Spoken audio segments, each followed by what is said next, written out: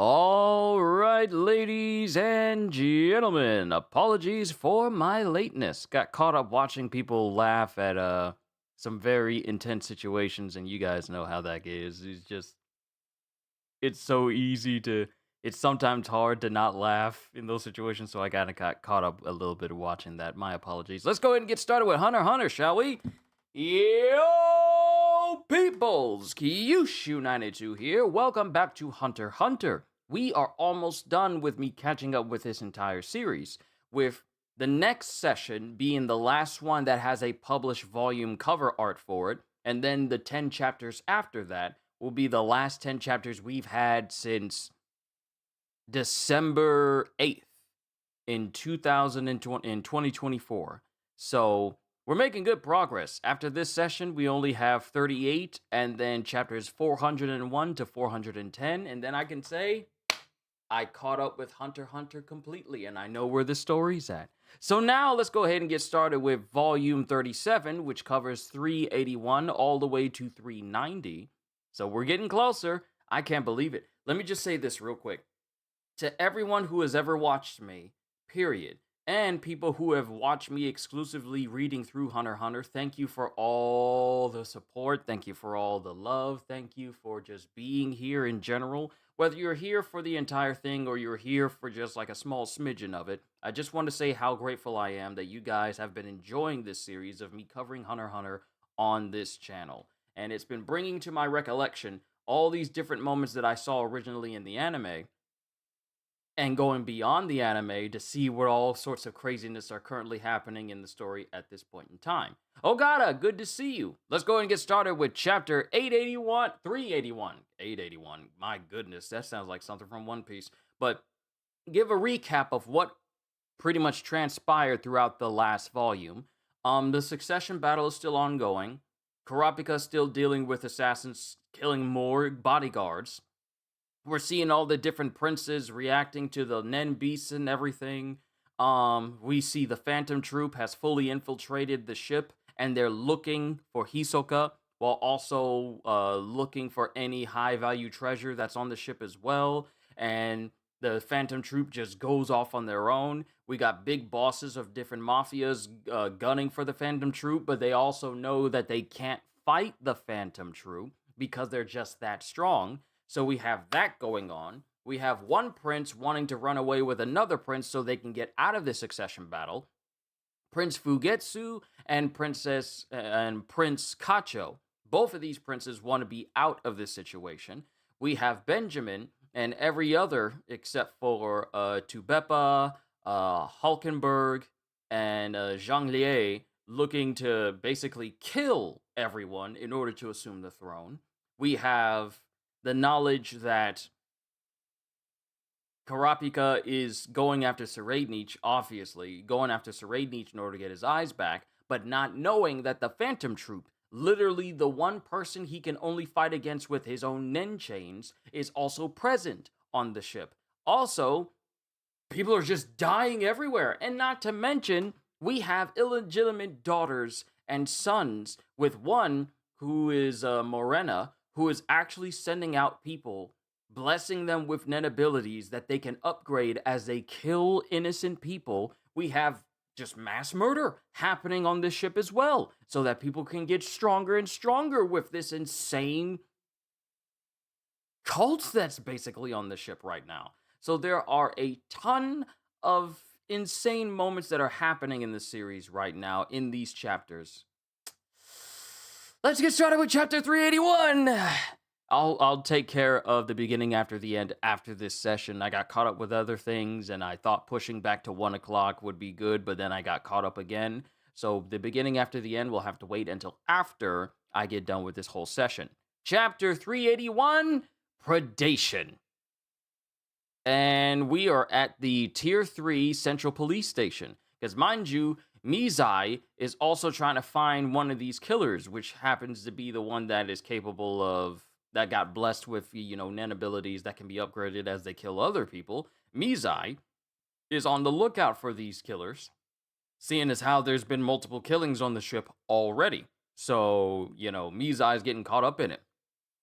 And not only that, but the last thing we have is Prince Fugetsu somehow making her way onto the lower tier to a lower tier in order to try and escape with Prince Kacho, and she winds up getting caught by Mizai. So we're at the community safety section, and Mizai is sitting in with Prince Fugetsu, and then we got other guards coming in, and one walks up to Mizai going, "It's confirmed. The 11th prince isn't in room 1011. We're checking the surveillance footage from the passageways. It's hard to think the royal army is faking this. I don't think she used the existing corridors." And then Mizai speaks to her. 11 Prince Fugetsu. Will you tell us how and why you came to Tier 3? I'll only talk to the 10th Prince Kacho. She hasn't stopped to consider that she might be charged with conspiracy. She's still a child. I'm sitting up straight for this. She hasn't stopped to consider that she might be charged with conspiracy. She's still a child. We're currently negotiating with Tier 1, but contact between princes outside of the banquet will likely not be permitted. Anything you say here will be kept confidential. We're not in a position to uphold the battle for succession. We want to help you, Prince Fugetsu and Prince Kacho. And Fugetsu's quiet. She still remains silent. It's no use. And he just looks over. He looks over at one of the guards and just motions for him. Then we cut to room 1010, which happens to be the room of Prince Kacho. And we get someone on the phone. Hello? Just a moment. Melody, it's for you. Oh? Hello? Yes. And that's when she realizes. Okay. Oh no. So Prince Fugetsu's Nenbeast did have a translocation ability. And what should I do? And she's on the phone talking. I didn't want anyone to find out. Not until we executed the plan. Here are Mizai Storm's instructions as of 144. There are oddities in the behavior of Princes Kacho and Fugetsu. We must take precautions. It's likely they're plotting to escape somehow. It is a key part of your duty to prevent that. Continue assisting Kini. Okay. Do I need to repeat anything? No, I've got it. Mind you, Melody wants to help Fugetsu and Kacho escape. She wants to help them escape. And then she just walks over to Kini. And then Kini looks at her, and then he shakes his head and then walks away. And yet, we still have to proceed. Then we get Mizai and the guard walking Fugetsu back. Caddy and I are two halves of a whole. I create the outgoing door, and once at the destination, the return door appears. But only Caddy can open it. Oh, so their Nen abilities are linked? Fugetsu can create the door that gets to Kacho, but Kacho is the only one who can open said door. As long as we close the door, we can use the return door to go somewhere else. It's our trip around the world. It's essentially just like that little playhouse tunnel that she described in the last volume. We're here! That was our favorite game as kids. She's so nice. She always lets me have what I want. And then we have the queen preparing to hug Fugetsu.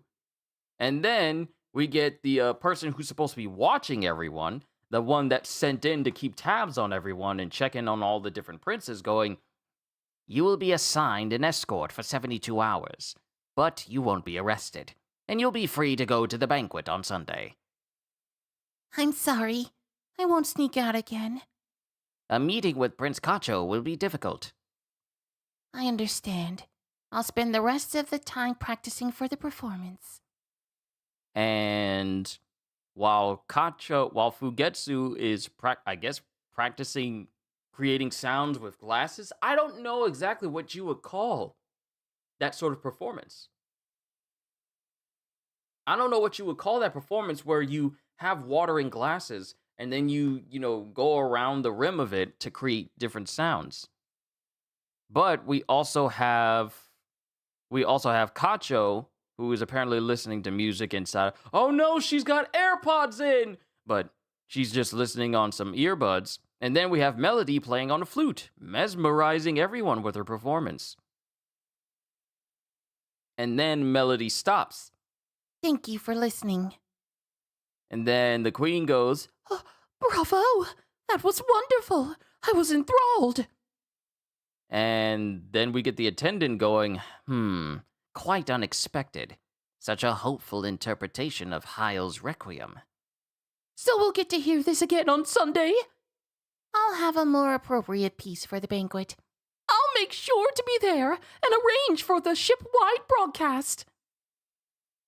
And then Melody just looks at Kacho, and Kacho really isn't paying her any mind. Then the attendant continues, if we weren't on the job, I'd want an encore too. I'm flattered. Should I make up a reason to continue watching her? We're an independent judicial branch. We may be able to protect her until we land. Thank you, but it might invite scrutiny. I don't want to attract attention. That's true. Call me if anything happens, anytime. I can't.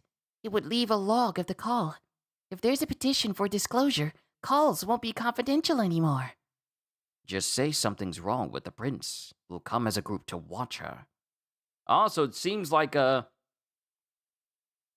he's not as professional in terms of the plight of Fugetsu and Kacho as I originally thought. And Melody just looks at him. I'd like to be of use to you, and the prince. I learned today that words can have a powerful effect on people, change people, and you can change the world. I'd like to at least make an effort.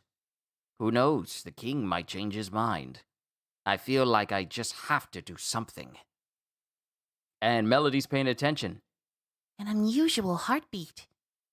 A gentle, quiet tone. Unperturbed, contrary to his words. Call me. The one-on-the-job heartbeat of people who suppress their emotions. This one is in a league of his own. I can't rule out the possibility that he's being manipulated. But really, the act of making a pass at me is suspicious in itself. The plot is thickening faster than I expected. I mustn't get careless. Please, there's 76 hours until the banquet. Let there be no more contingencies. And then it just shows the black whale ship just continuing to sail out. It's called Glass Harp. I'll have to look that up. Thank you, Ogata. I appreciate that. Now we cut to room 1008. And the room looks moderately clean in one section, but it's still just chock full of stuff. This is the messy prince whose name escapes me. And of course, his net ability makes it so that people gravitate more towards him by use of if they stand within this smoke and inhale it, then they create another little nen beast above their heads that can propagate and continue to exhale this gas outside, and then it'll get inhaled by another person to the point where it just spreads like a virus, and making people more inclined to agree with what this prince says or do what he wants. And it just has one over the other guy's head. I was thinking, they say great men are great lovers. Being as virile as 8 Prince Sully is good, right? There it is. Mind you, the other guard who's here, who's under orders of Benjamin, has been controlling his breathing so he doesn't inhale anything, so he doesn't fall under the prey of Prince Saleh's Nen Beast. But everyone else who doesn't realize that it's there has been inhaling it and falling under his thrall. Including this guard who's all like, oh, Prince Saleh is awesome, isn't he? There it is. First Prince Benjamin is the closest to the king. First Prince Benjamin is the closest to the king, of course. But Prince Saleh's disposition is more fit to be king. See? And mind you, he's whispering this to someone who serves under Benjamin. As I said before, Saleh's Nen ability makes it so that people are more inclined to be under his control. As expected. His perspective towards Sale Sale has changed. It's been about 70 hours since he started inhaling the smoke. More time is necessary to manipulate the emotions of those who have no initial affection. I'm ready to activate it. And then he starts preparing to channel Nen. The target is Sale Sale's guardian spirit beast, a diffusive induction type manipulator. Meanwhile, this dude's Nen ability, it works best once he fully understands the Nen ability of another person. Keep breathing the smoke exhaled by the Nen beast, and a miniature version appears above your head. The smoke is effective up to a radius of 7 meters. The more goodwill... That thing just trying to sneak up on me. What in the world? Stinking pollen. The smoke is effective up to a radius of 7 meters. The more goodwill you feel towards Sale Sale to begin with, the faster the mini beast appears. For those already close to him with maximum loyalty, it takes 8 hours. For neutral parties, it takes 70 hours. The duplicates also emit smoke, which is effective for a radius of 2 meters. That's the upper limit for having a face-to-face conversation. In short, Sale Sale's Nen Beast manipulates goodwill with a smoke-like aura and can ultimately command the hearts of an entire country. It takes time, but once successful, the approval rate will be 100%. The world's securest dictatorship. But that's only if political opponents are all moronic pushovers with no strategy. Come forth, Predator! And he breathes out, and a Nen Beast something comes out of this guy. Ingenious, a warm heart. Ingenuous, a warm heart. And then he breathes out, and it's like this... I don't know what to make of it. It feels like it's this big, expensive Nen Beast that's just made out of nerves. Like, it doesn't even have, like, a really, really, really, really solid form. It's just there, but it's growling.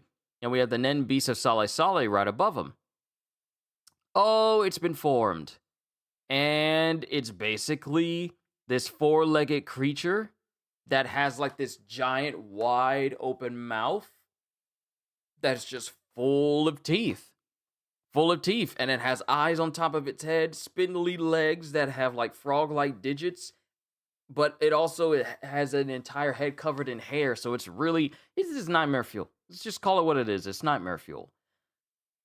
Popular with the ladies. I wish I could be like that. Right?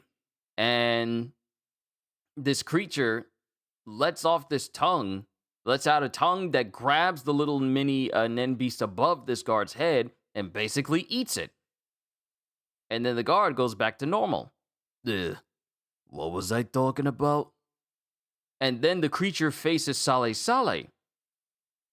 Relying on your mother for everything. Your Nen Beast was created from your nature, smeared in carnal desires.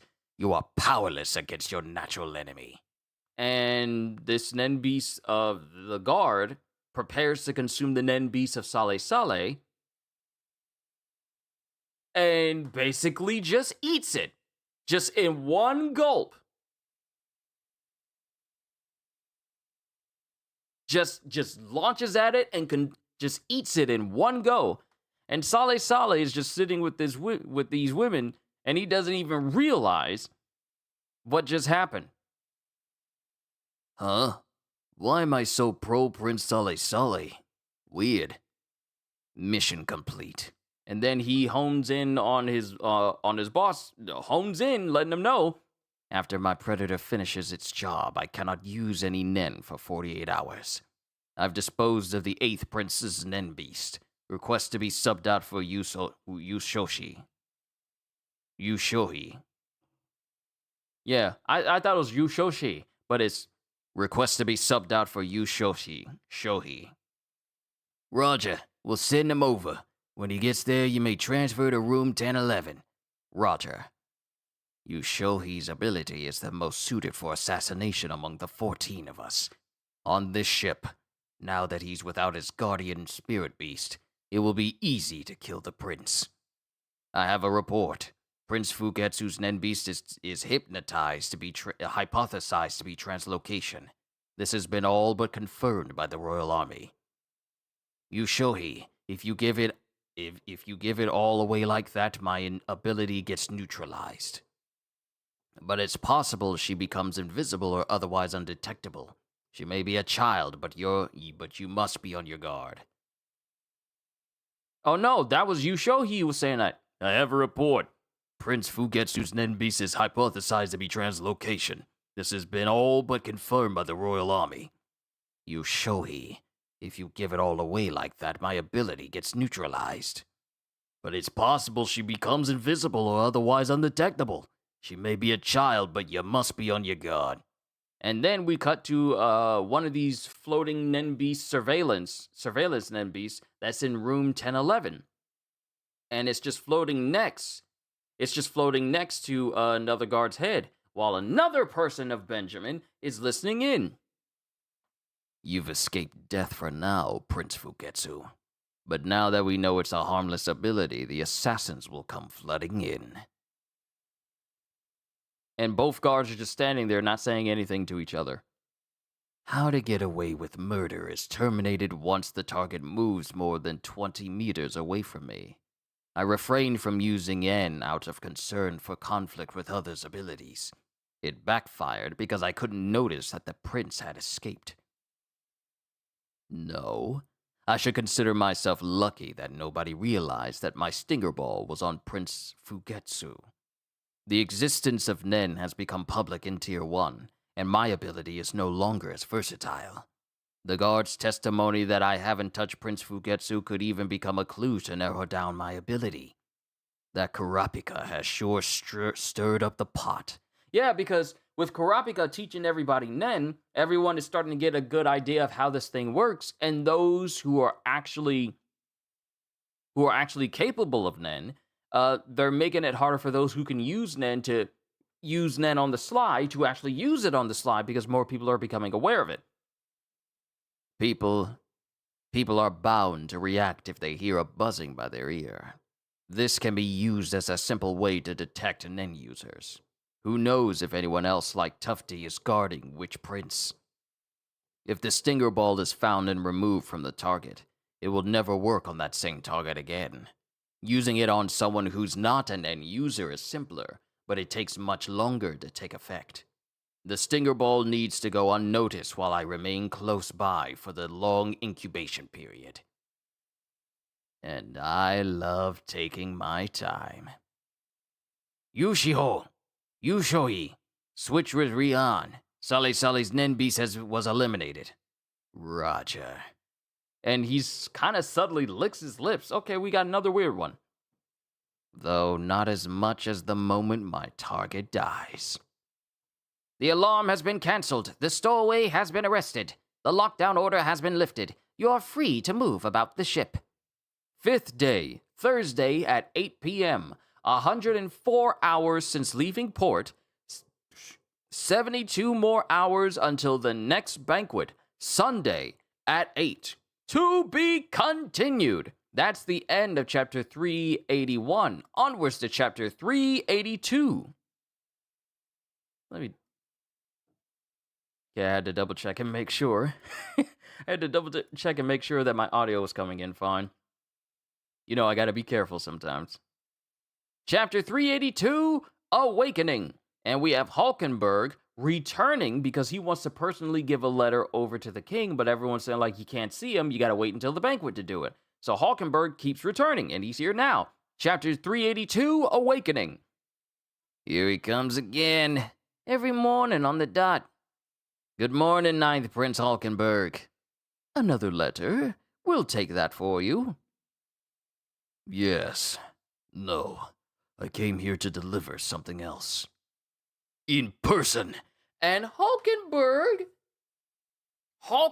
draws a gun on the person at the front desk. And all of his guards draw guns on the guards. On the actual guards to the king. This dude just pulled out a gun. Don't move. It took 4 days to get them to lower their guns. but I made it in time. Oh, he kept coming back to the guards, to the point where the guards were no longer on guard for him actually showing up. He literally kept visiting them until they were used to him coming by, and it was all like, oh, he's not a threat, he just keeps coming by. He waited until their guard was literally down from his repeated visits, and then he draws guns on them because they're not as responsive. They got lax, and he waited on it. Okay, dude, smart. It took 4 days to get them to lower their guns, but I made it in time before another prince was sacrificed.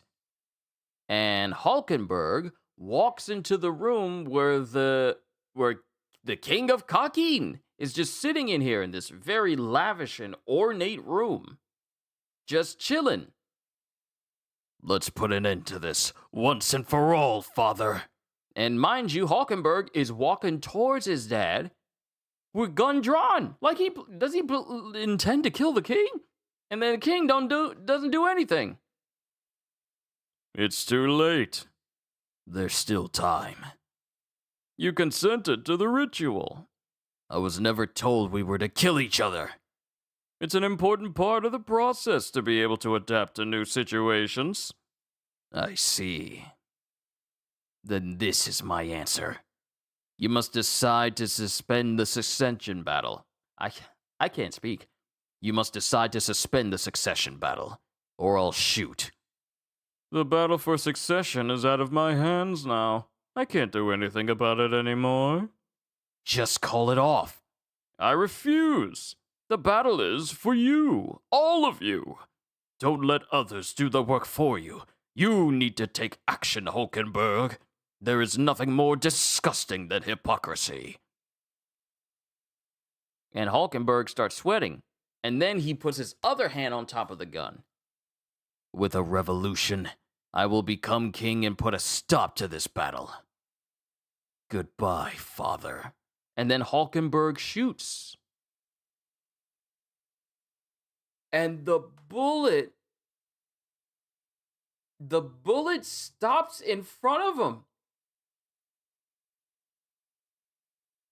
The bullet stops in front of him. And then King Kakin just takes the bullet out of the front of him and just drops it. Good aim, but always fire 3 shots when shooting to kill. And Hulkenberg's all like, what? I am but a part of the ritual now. I have a role, and I cannot die until it ends. Ungui Nugui. Sire, these circumstances were accounted for before the ship's departure as secret training exercises. 9th Prince Hulkenberg and your guards would not be punished. And then Hulkenberg's all like, so this was all within expected parameters. Then how's this? And turns the gun on himself and fires. But before the bullet even touches him, his own personal Nenbeast stops the bullet. But to Hulkenberg, it's like the bullet just stopped in midair. So it was the Nenbeast that stopped both bullets both times. Your Nenbeast agrees with me. Are you awake now? And Hulkenberg drops his gun. Have you heard of the prisoner's trolley problem? Are you saying our countrymen are on one track and my sibling princes are on the other? You think this is a binary choice? That's not like you. It proves you're not thinking straight. What must survive is the country. The people's lives always come first. The question is, who pulls the lever? And then Hulkenberg is just looking at his father. You cannot be king without bearing the cross. You cannot change the country without being king. Tell me you don't need a king after you become one. And then Hulkenberg, ooh, heavy words, Hulkenberg leaves, and leaves his gun behind. And then we have Shikaku, one of the guards of Benjamin. And someone's been calling him, but he fell asleep in room 1009. Shikaku, Shikaku, respond! Shikaku here. I'm in room 1009. The Ninth Prince went to deliver his petition to the king. I was resting. Yes, it is odd that I'm sleeping when he's out. His Nen beast must have attacked. There's no mark. It might have faded already. Revolution? But he withdrew from the battle. And he goes into the main room and everyone's gone. They're all gone. I'll be right over. Don't worry, the king is safe. And then this monstrous aura starts to make its way inside of the room. Things cooled off under the pretense of a drill, but he went to kill father. Oh, sorry, that's Benjamin. Don't worry, the king is safe. Sorry, because that was Benjamin going, Shikaku. Shikaku, respond! Don't worry, the king is safe. Things cooled off under the pretense of a drill, but he went to kill father. And while he's saying that, Hulkenberg returns, but his whole aura has changed, literally. He failed. Now he steeled himself. Hulkenberg has awakened and will go all out now. Prioritize his elimination. Procure his ability. And then it cuts to Hulkenberg, who's already motioning his hands because Hulkenberg is ready. He's ready now. He's all like, okay, so me trying to do this peacefully didn't work. Fine. Now it's time to go on the offensive. Hulkenberg's ability. And Shikaku goes, oh, Shikaku knows of Hulkenberg's ability. Hulkenberg's ability. Yu-Gi-Oh! Cold Sep. His followers' aura united. His followers' aura united becomes an unparalleled armor to protect the prince and an arrow to pierce his enemies. His own aura becomes a bow and guides the arrow true.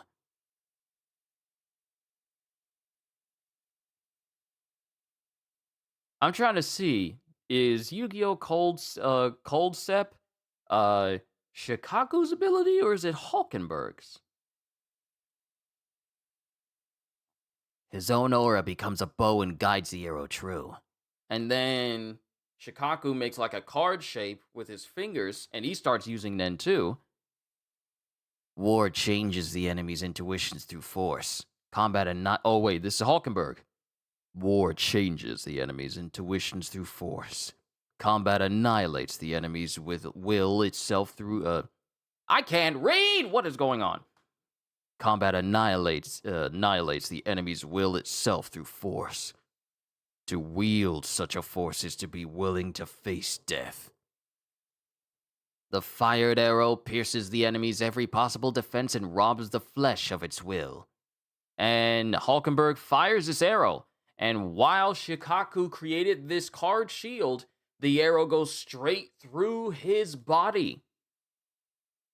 And when he does that, in exchange for the body of one of his followers. Oh, to fire this arrow requires the sacrifice of someone who follows you. One of the people that's following Hulkenberg just falls over. I can't even make it into a card. In other words, what? An ability. Once the bow is drawn, an arrow that cannot be intercepted or defended against pierces the target. It's an ability that ensures victory in individual combat. And then Shikaku falls over. And then he's down momentarily. And then he gets up. Your Highness, your orders, please. Oh, this aura will make anyone into your follower if they get hit by it. He may have lost one to fire an arrow, but the next person who was hit by it becomes the new follower. And it always hits. What sort of domain expansion sure hit mechanic is this? But now Shikaku is on Hulkenberg's side, even though he's a guard that works for Benjamin. And then we cut over to Karapika. That was the second time there was a powerful undulation of aura along with the rumbling. I must keep accurate track of the times and general direction. Now that the silent assassin hasn't struck in a while, we have a loud intimidator. If that is an individual's power, we can't defend against it once targeted. Is my only option to be wary? No. I've done all that I could to make doubly sure. Helplessness will only be detrimental to my men. The enemy in an endurance race is oneself. And then we get Sale Sale. Sale Sale ain't moving. Actually, I think Sale Sale dead. Cause his whole head is just red or purple or some other color. His whole head is just changed and he's just like stiff. And the women that were around him, they're trying to wake him up, calling for help. While the guards that work, one guard that works for Benjamin is just letting them know. And then a shooting star flies overhead of the black whale ship. So I think Sale Sale dead. Then we have Fugetsu, Kacho, and Melody while we're at the banquet. The banquet is about to begin. 8th day, 8 p.m. The banquet begins. Wow, 72 hours passed by just like that. To be continued. That's the end of chapter 382. Onwards to chapter 383. Wow. There's a lot going on. My apologies if I'm fumbling words a little bit here. That's on me entirely. Chapter 383, Escape. And now it's time to begin the very first Sunday banquet. We have planned a concert hosted by the royal family. And of course we have all the big wigs. Only the people who can afford to be here are in this room. I must regretfully inform you that we have a last-minute program change. 8th Prince Sale Sale, who declared he would change the world with his performance tonight, has taken ill and will not be able to perform. Okay, so maybe he's not dead, but he's ill. Or maybe they're saying he's ill in order to hide the fact that a prince is dead. But there are still many fabulous performances in tonight's program. Please enjoy. Y'all making me hungry with this food. Y'all need to stop. And then we get... Oh, man, I forgot this guy's name. We got the one person that's there with Melody. What is his name? Terry? Gary? I forgot his name. Sorry. But he goes over to Kacho and Fugetsu and goes, So there have been some changes to the program. We apologize. Just fewer acts and moves up the starting time. Just fewer acts and moves up the starting time for the second half. I feel like this sentence is missing a word because it feels off to me. Just fewer acts and moves up the starting time for the second half. Sounds like an honor to be the headliner. There are no changes in the order of appearances. And then Melody's listening to all of this. And there are no problems. The first and second princes, probably Nen users, aren't here either. Fewer things to worry about. Why me? Prince's orders. And we got other people just hanging outside. 19 minutes until 19 minutes until execution of the plan. So, for the program, we have freestyle rap battle with Basho and Ridge from the Hunters Association. We have a dance performance from the staff. We have rock band, let me zoom in here. Rock band, Izunavi and Guiliano, Hunters Association also. A cappella chorus by the Six Princes Personal Guards. An intermission. A talk show by Tamazo and Gantai. A piano solo by Kini from the Hunters Association. A flute solo by Melody, Hunters Association. And a glass harp performance by the 10th and 11th Princess Kacho and Fugetsu. And then we have the rap battle between Basho and Ridge. Then we have the interpretive dance. Then we have the a cappella chorus. Then we have the rock band and the a cappella chorus. And then we have a talk show. So we're getting closer and closer.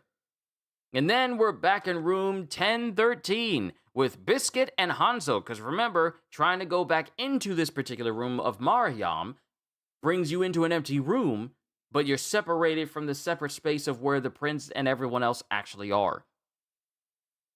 The servants taking part in the performance can't come back to this room, right?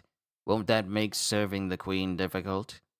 Unlike the princes and the queens. Also, remember, this is the same dude that is so enamored with Biscuit's muscular form that he's all like, oh, I didn't believe in Nen before, but I believe it now. Also, you are ripped.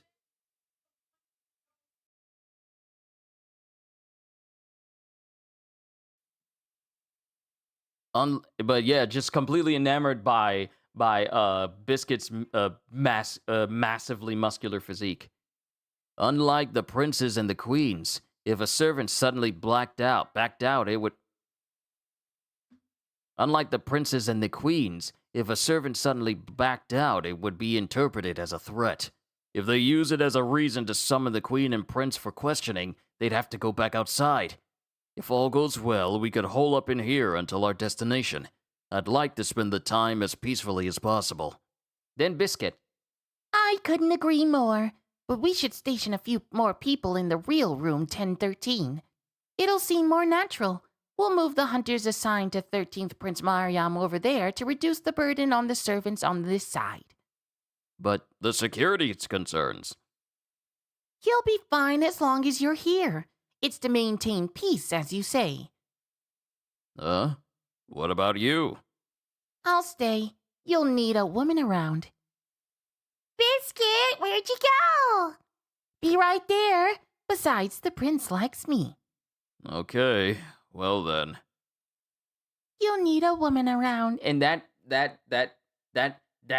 sentence is just echoing in his head that he has to adjust his tie going, how can she be so sweet? Then we get the piano recital as Kajo and Fugetsu prepare for their glass harp performance. We're after the next one. Are you nervous, Caddy? No.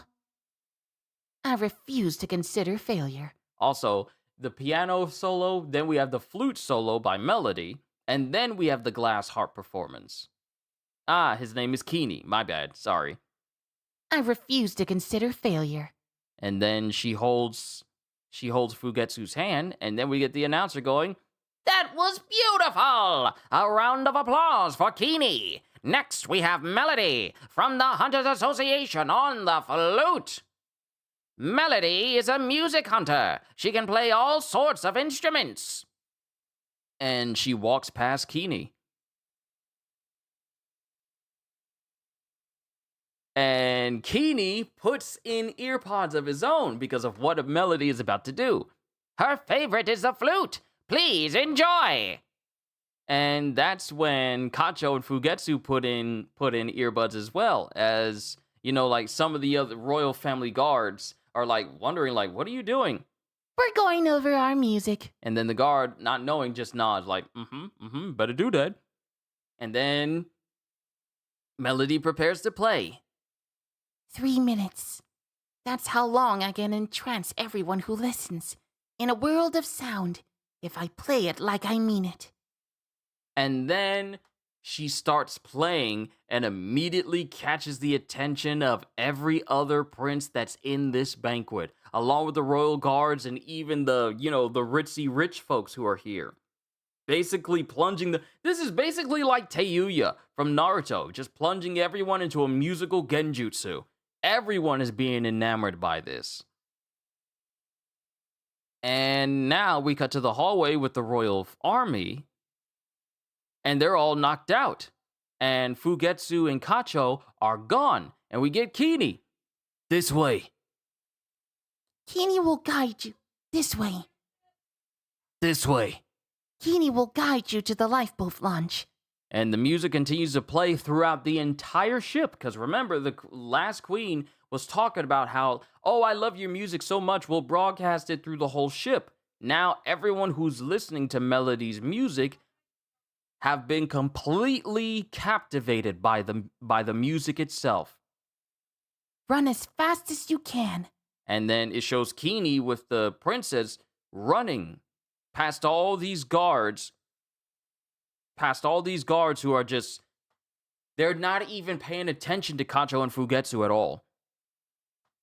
It'll take 2 minutes to the escape boats. Yeah. It'll take 2 minutes to the escape boats. Once in the water, head west at full speed. Use your ability as a last resort. Only use it when you're truly at risk. When they're about to catch you. You should be able to activate from the lifeboat. Imagine Kakin, and if the door doesn't appear, go back to your bedroom on board. We'll save you another way. I never saw Kacho's guardian spirit beast. Please, let them escape. And then Kini is just directing them as he's going, go, hurry. Thank you. And then Kini just waves them away. And then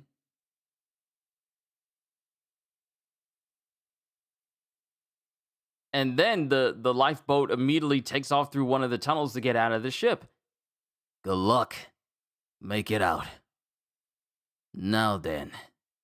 And Kini just walks back into the main room and then loads a gun. And then we get a flashback image of him speaking to Melody. What's this? My wife and daughter. They died in an accident 2 years ago. I've been looking for a place to die ever since. And then Melody's all like trying to tell him no, but he's all like, no, don't. It's all right. There's no need to be accomplices, or it'll affect the entire mission for the Hunter Association. I can be proud when I see my wife and kid, that I saved the lives of 2 wonderful girls. After I heard his heartbeat, how could I stop him? And Melody is playing with a tear coming up in her eye, and then Kini just make sure that no one can ever catch him. Proceeds to, well, he proceeds to take himself out. Then we get one of Benjamin's guards going, 1:44 p.m., current time. Hunters always say numbers first. Pick up the numbers. And then it cuts to Kacho, who's going, we're almost out! We did it! As we see the outside of the ship. Yeah, we see the outside of the ship.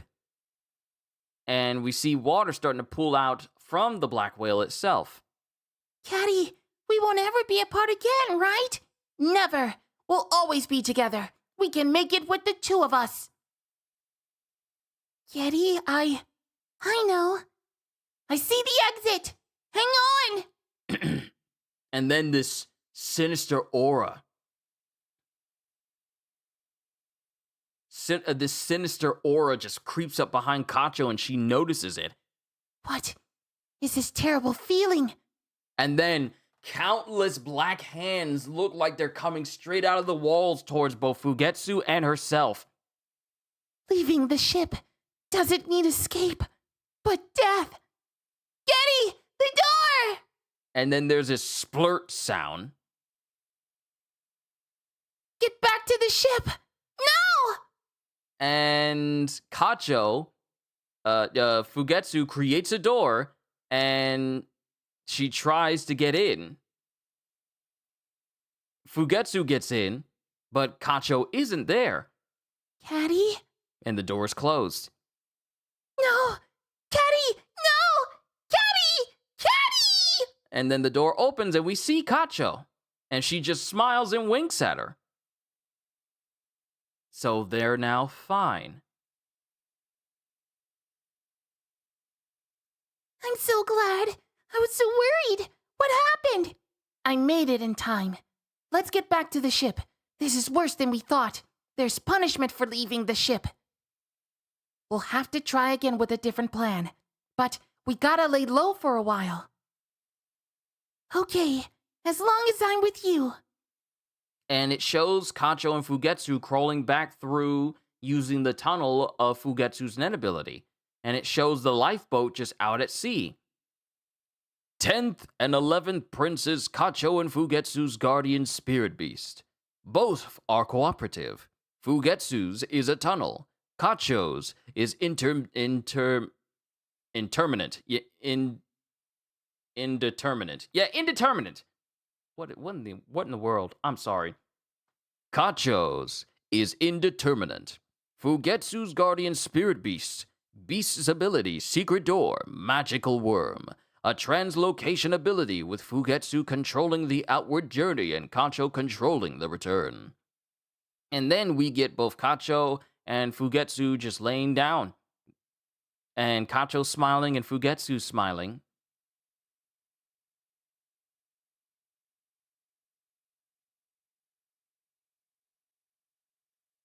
Oh. And then we cut to the inside of the lifeboat that they both were in. And Kacho's body is still there. Kacho's guardian spirit beast's ability. Season of 2, Without You. If either of the two dies, it takes her form to protect the other and stay by her side until her death. Kacho just died. So the one that's with Fugetsu right now is literally Kacho's own guardian spirit beast, taking her appearance and her place to be by Fugetsu's side until Fugetsu dies. Another prince is dead. And the thing is, Kacho just died with her eyes wide open, looking terrified. Just there, with her eyes open wide.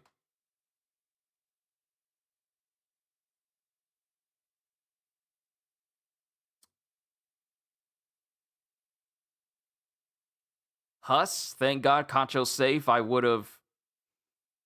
I think it's a bit I think that has got to be the most premature message. Oh my goodness. So there's a penalty if you try to escape the ship. Instant death. So there literally is no escaping the ship if you don't want to take part in this succession battle. You die if you leave.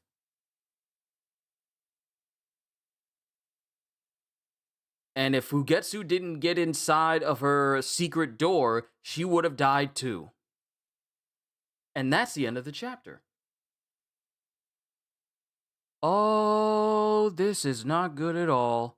All right, let's keep it going. That was the end of chapter 383, onwards to chapter 384. CDs, it's good to see you, my brother. Hope life has been treating you well. Another prince just died. Chapter 384, War. 7th day, Saturday, 10:30 p.m. A second search turned up nothing. I see. The army will soon suspect the mafia's involved. And we have Wong. Because remember, Wong is one of the bigwig. It was like a intermediate between the mafia families for either broccoli or onion. I think he's with Onion. This dude's with the Onion boss, and some members of the Phantom Troop are chilling with him. Nobunaga, Phaeton, Finks, they're all chilling with him. A genuine bust would be a great way to find out what Haley is up to. But then our hideout will also be exposed to scrutiny. Nothing we can do about that. Huh? They look familiar. Spiders. They want to work with us. Hold it. Don't make it sound like we sidled up with you. It's just easier that way. Screw that. Start talking. Screw that and start talking. And then we get information from the dude who's speaking to Wong. And his name is Tajao, assistant to the Cha-R boss, military advisor for the 7th Prince's army. I see. So the Haley hitman uses psychic powers called Nen. In the past few days, 8 of our men went missing. The same thing is happening at Shiyu. According to reports of our collection agents, the number of missing workers is now over 300. This isn't the work of a single man. We think the hitman who sowed chaos on Tier 3 came down below with his accomplices. And they're continuing to kill in ingenious ways. We need to take action quickly. Sure. Got me some water as well. We think the hitman who sowed chaos on Tier 3 came down below with his accomplices, and they're continuing to kill in ingenious ways. We need to take action quickly. Sure. But what does that have to do with these guys? And then Finks chimes in. We're looking for a guy called Hisoka, but he wasn't here on Tier 5. We want to search up above. If you run it by Shiyu in Tier 4 for us, we'll get rid of this hitman for you. Was I holding my breath or something? Why am I winded?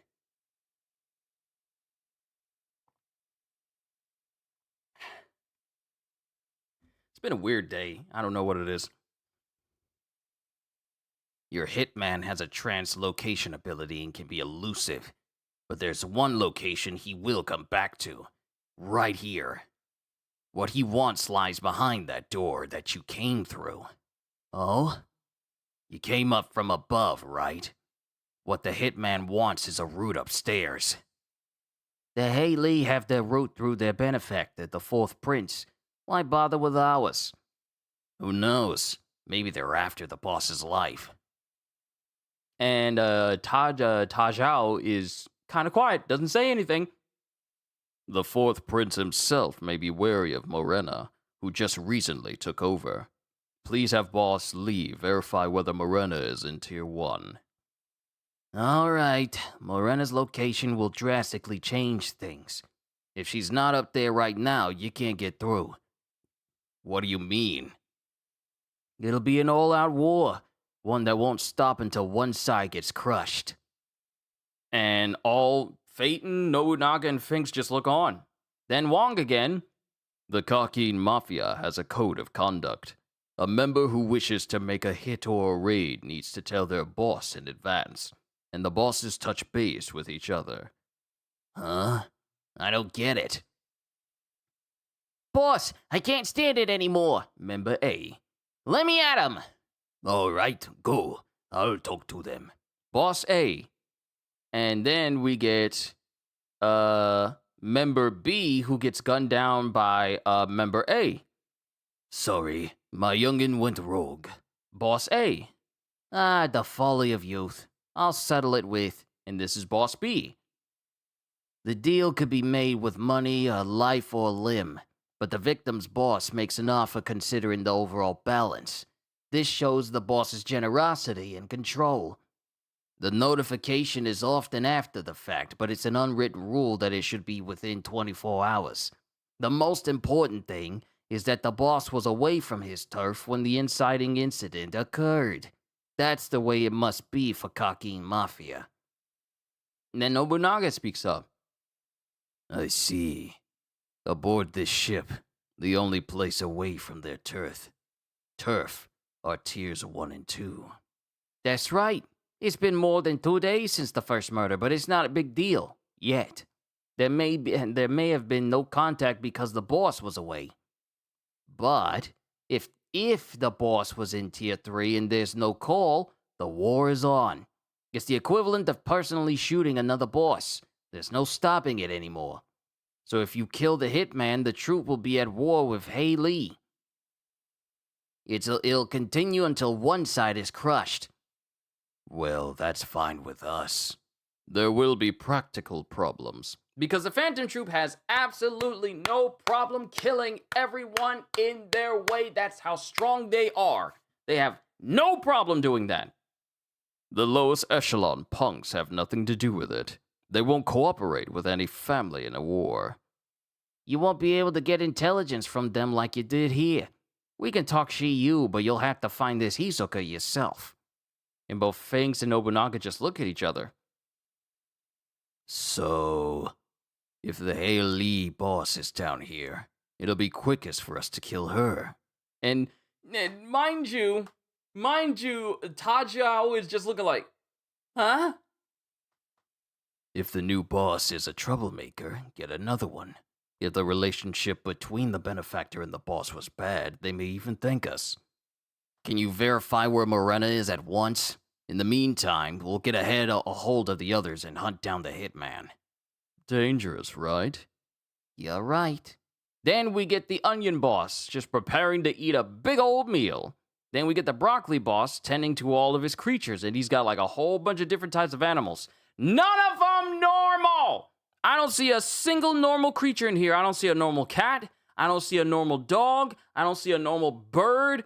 Actually, that looks like a pretty normal. Actually, no.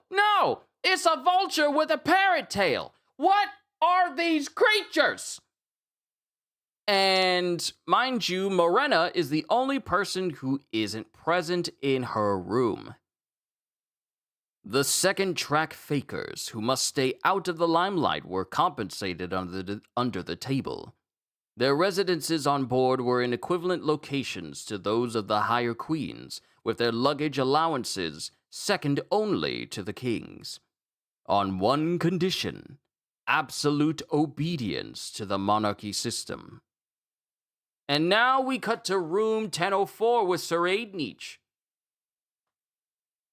Yeah, she's not in the WIP area. She's probably been down below since boarding. Camouflage will help from her butler. Yeah, I've been busy. It wasn't on my mind.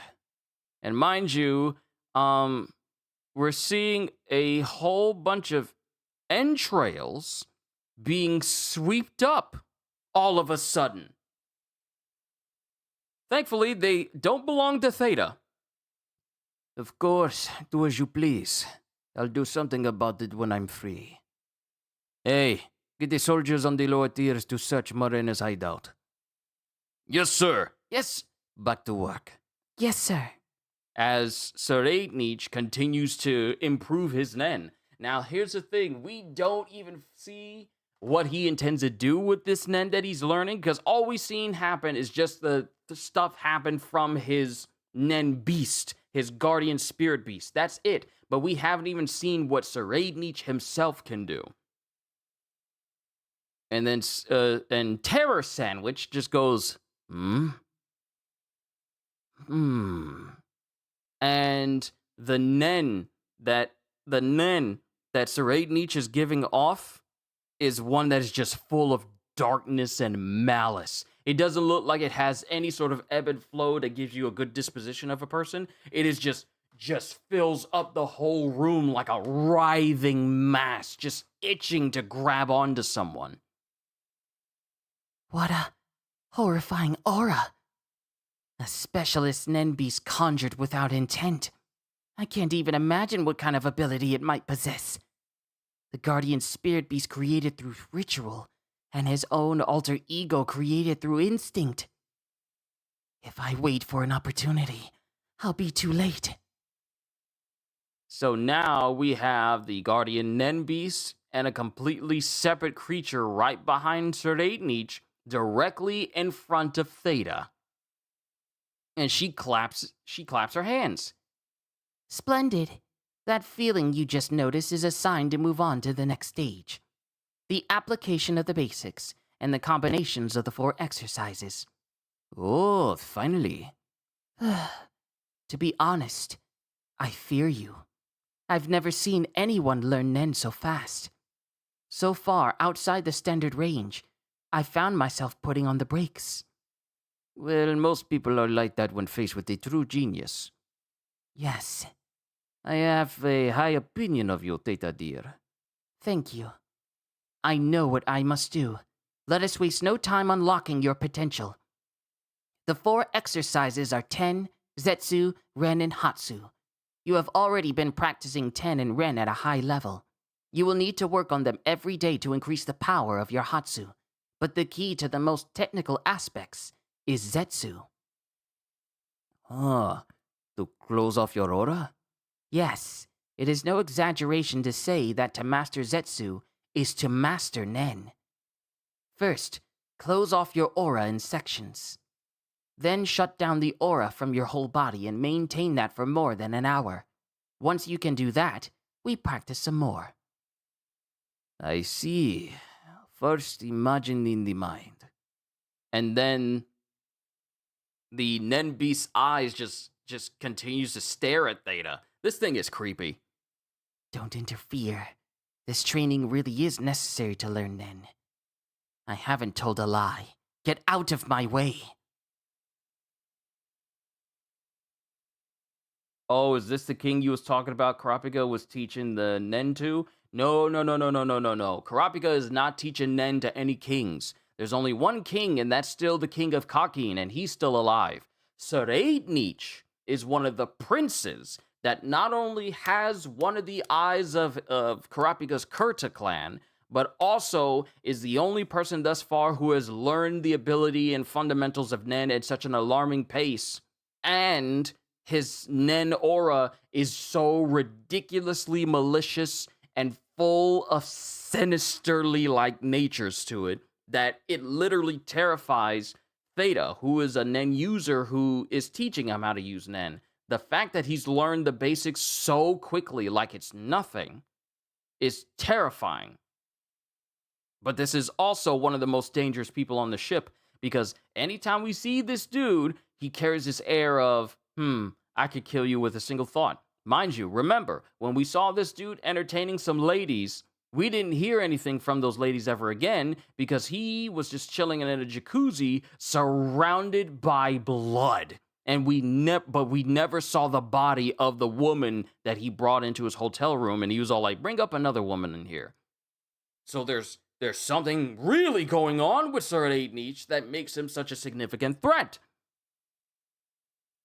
But the Nen Beast stops staring at Theta. The Guardian Spirit Beast stops staring at Theta and walks away from her. First, the hands. And then his Nen aura starts to dissipate slowly from his hands all the way towards his body. Yes, very good. For now, I can be sincere in my desire for his progress. Let's keep going. I can do this tomorrow if I have to. And that is the end of chapter 384. Onwards to chapter 385. We are officially at the halfway mark. So he's stronger than Meadowim? No, it's not like that. Meadowim was on another level to the point where only the chairman could face off against him. So he's not stronger than Meadowim because we can't really gauge his strength because we actually haven't seen him fight. We haven't seen him fight yet. We just know that he's an incredibly dangerous individual just by being around him and the events that happen around him. But we haven't seen him, actually attack anyone or do anything quite yet. Chapter 385, Warning. Day 8, Sunday at 7:35. And we're now in room 1004, which is Sreidnich's room. So we're continuing. Close your eyes and focus. Using Zetsu while listening carefully is pretty difficult. Maintain your Zetsu while following my instructions and answering my questions. Continue your Zetsu unperturbed by all sounds, queries, and incidents. Doing this for 60 minutes should feel like a very long time. And then Sreidnich is just breathing in. There's something on your left shoulder. And he breaks his concentration and looks at it. Okay, start over. That was a bit unfair, Theta dear. The enemy will be harsher than that. And then Sreidnich is looking, and she goes, Yes? No, never mind. Focus. And then his guardian spirit beast appears again, staring Theta down. Focus harder. Don't rush it. Fourth Prince Sreidnich holds a tremendous amount of aura. The guardian spirit beast emerges immediately if he loosens Zetsu. With a physical attack, I would need to kill him swiftly and surely. I can't do it if Sreidnich loosens Zetsu at the slightest sound or hint of trouble. So Theta's plan is to kill Sreidnich because his ability to use Nen and manipulate it for someone who's just now learning the basics is a threat. The aura that he gives up is just one of pure maliciousness. There's no benevolence in it, it's just pure malevolence coming from it. Total Zetsu would remove aura, the source of energy for the guardian spirit beast, but that's not enough. I must consider the possibility that the guardian spirit beast holds an energy reserve when it vanishes. I must have him maintain Zetsu for more than 40 minutes. And then someone slams on the door, and they open it. Saya? It's okay. No, she drops a cup. Sorry, I misread the panel. She drops a cup to get his distraction, and they hear it, and the guards open up immediately. They're all like, Sire! It's okay. The prince is in training. Don't interrupt us. I suppose their meddling is a part of your training as well. At this rate, your Zetsu isn't looking like it'll last long anyway. Start over once more. Fine. Do anything you want. I'll give it my all. I don't care if you're writhing in agony on the floor, foaming at the mouth. I won't open one pore for you, so don't worry. That is weirdly specific. He's in the zone. Good. His focus when he gets like this is exceptional. And then he starts focusing, and the big old guardian spirit beast behind him disappears as he's focusing completely. Then it's quiet in one panel, quiet in another panel, quiet again in another panel. Then Theta charges up Nen and flicks a small orb of aura at him. And it hits him in the head, and she doesn't react. And then Serednich opens his eyes, but nothing happens. The Nen beast, the guardian spirit beast, doesn't come back. And then he closes his eyes again. Then it shows an outside shot of the guards inside of the room, outside of the inner room where he's training with Theta. Time continues to tick. Theta prepares a gun. And then starts to walk towards him. Ooh, this is actually really tense. And she starts to walk towards him because she's already reserved, like, this dude needs to die. He's just way too dangerous. Just the pure malice he's given off just by training to learn Nen. Mind you, he's literally learned how to have a deep control and understanding of Nen in just a few days. Remember when it took Gon weeks, if not months, to get the fundamentals down? This dude learned it in days. So you can understand why Theta is so threatened. And while she's walking towards him, Ladies and gentlemen, we have a surprise performance from the royal banquet for those of you in the high areas of tiers 1 and 2. The performers are Melody of the Hunters Association and Princess Kacho and Fugetsu. Right, because this was occurring at that time as well. Splendid, Your Highness. Flawless Zetsu. Mind you, Serednich has not moved at all, still maintaining this balance. First, a flute solo by Melody. He were the type to use his talents for years. Oh, wait. If only he were the type to use his talent for others. Please enjoy. One shot. Quick. No suffering. And Theta shoots him. She shoots him directly in the head. I don't trust it. That was way too easy. That was actually way too easy. And I will soon follow. She just shoots him right in the head. Just literally blows his brains out. And then he falls down and hits the ground. Then all of a sudden, the whole area changes because Melody's music at this time. Yeah, this was happening at the same time as the banquet. And that's the reason why Serednich wasn't at the banquet, because he chilling here. The whole area changes because Melody's music, you were not here for this, Melody's music basically put everyone in a genjutsu that made them feel euphoric. That would allow Prince Kacho and Fugetsu to escape. But of course, we know what happened. Kacho didn't escape. As soon as they got outside the ship, black hands made their way to grab on to both of them. And Fugetsu was the only one able to get inside of the tunnel and escape, while Kacho got grabbed by those hands, and her guardian spirit beast ability literally creates a doppelganger to replace her if she dies, to stay by Fugetsu's side until Fugetsu dies. So Kacho is dead, but this is occurring during that same moment. And Theta is looking at the prince just fallen into this big old field of flowers. And while it's happening, Theta snaps out of it, and the prince ain't there. No blood, no body, he gone. What the? The prince is gone? That's not all.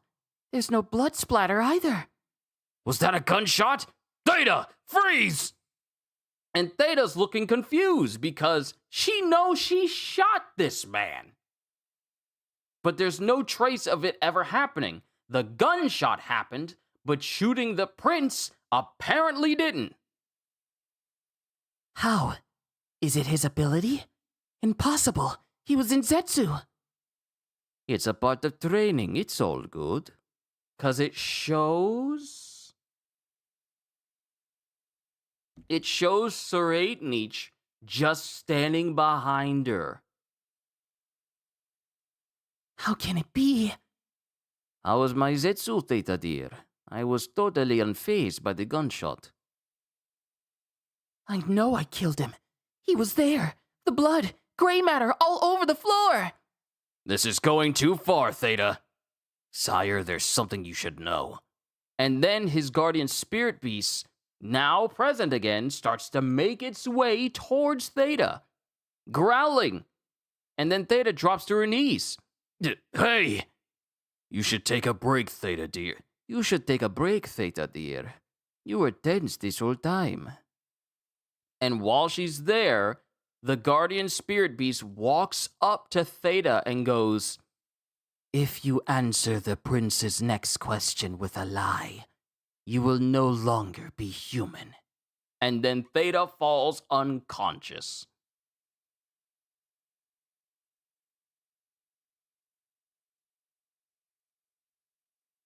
Him being dead calm is it makes me think he's insanely strong. The fact that we clearly saw him get shot in the head, but he's just behind her, being all calm. No bullet wound, no blood, no nothing. But yeah, after all that, Theta just passes out. Missing time? Yes, we heard a gunshot, and the moment we headed over, a beautiful landscape appeared in front of us. We were unable to move. We think it was due to the music broadcast. It was supposed to be 8th Prince's Sally stupid rap, right? Yes, the performance was by a Hunter Association member by the name of Melody. Call her over. Make it sound like an invitation. If it's not a summons, they might refuse. It's a feeler.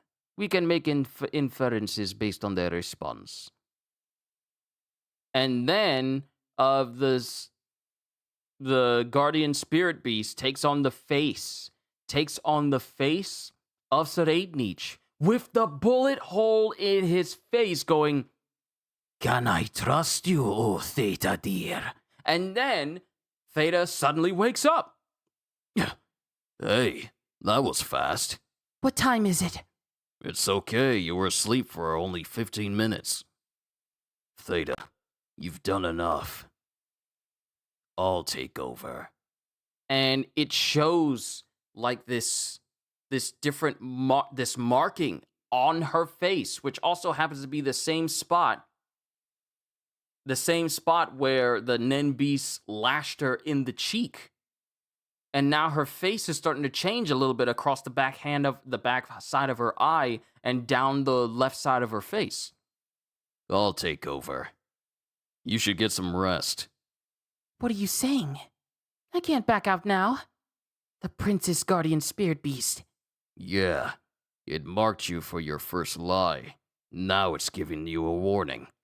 If you don't heed it, you'll likely suffer a fate worse than death. But I can't just... I know. That's why we need to stay calm. Why is the beast giving traitors so many chances? Only one reason. To add to his pawns. Why is the beast giving traitors so many chances? Only one reason. To add to his pawns. By transforming you into something not human. If you do anything now, It will only benefit the prince. You rest. Leave things to me. We'll figure something out. How? About that. Could you come up with something while you rest? I figured as much, you idiot. And that's the end of the chapter. See, this is right here, right here. This is the reason why this prince is the most dangerous out of everyone. I feel like his guardian spirit beast took the bullet for him and made it seem like everything was going the way of Theta. But it ain't. But that was the end of chapter 385, onwards to chapter 386. Chapter 386, Hypothesis. Back in room 1004. There was no blood. No luminol. No luminol reaction. Right. No, wait, there was no blood.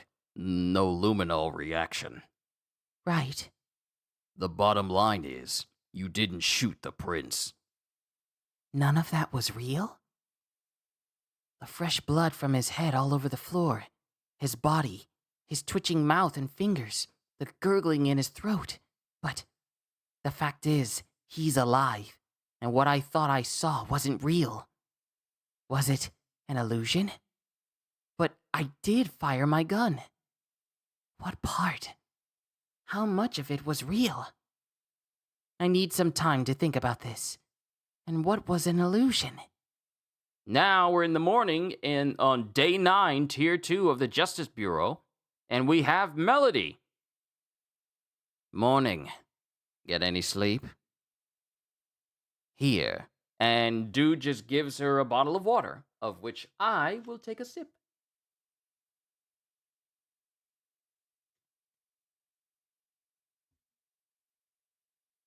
Here. When can I get back on duty? We'll see. It depends on how cooperative you are. Keeney left a suicide note saying he acted alone in the prince's escape attempt. It's likely we'll settle on that explanation. But I'm pondering an alternate possibility. A few other princes were impressed by your performance and want to invite you to their suites. Maybe someone among them is thinking the same thing I am. I see. I'm being held to protect me from the dangerous princes. Tell me, in detail, what you did the other day. And then I'll ask you some questions. So at least it's true that they're an impartial judicial branch. And Princess Kacho and Fugetsu? They're also here to answer questions. They said Keeney tried to force them onto the lifeboat under threat. Besides the note, there isn't anything to remove the suspicion that the princes plotted their own escape. But there's no evidence it was their idea either, so proving it will be difficult. But I can be persistent. I'll take my time to question them thoroughly. Thank you. Because remember, this dude is actually cool. I'll use this time to consider my next moves. But real quick, family's here with food. Let me help them out.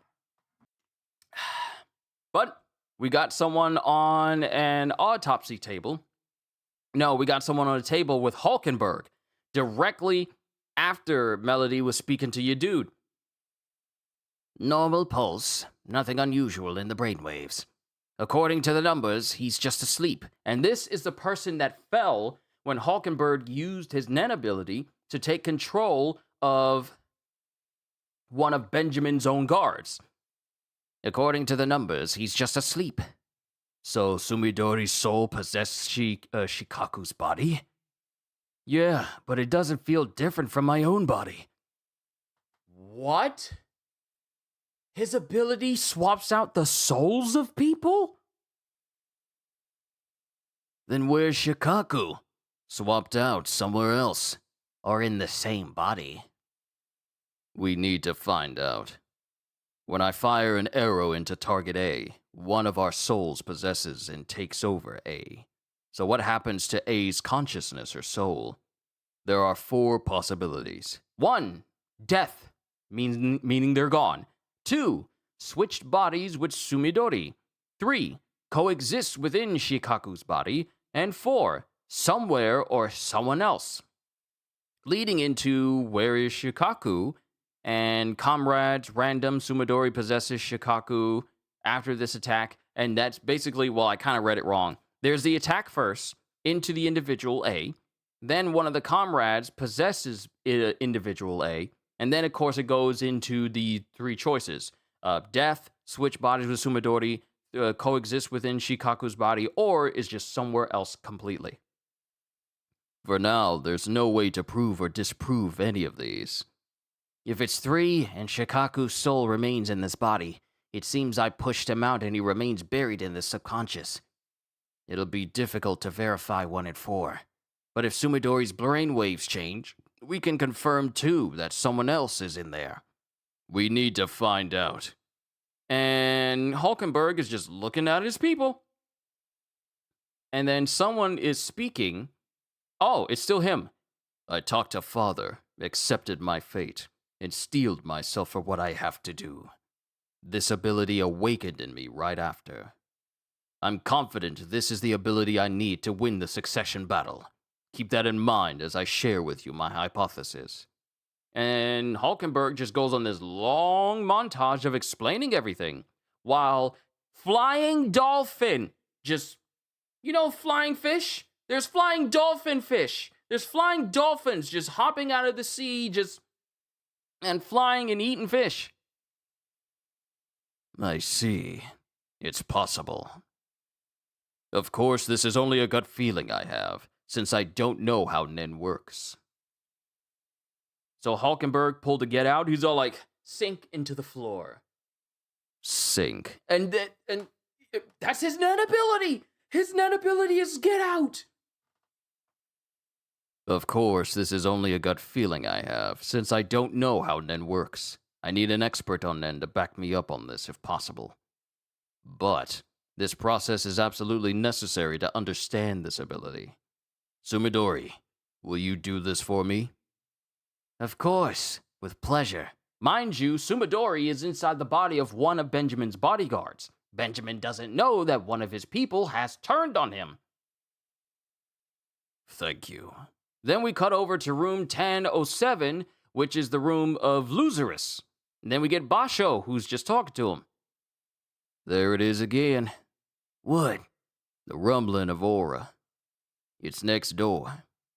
9th Prince Hulkenberg. Yeah, whatever ability it is, it's serious trouble. Then the doorbell rings. Stay here, Your Highness. Who's there? First Prince Benjamin Soldier.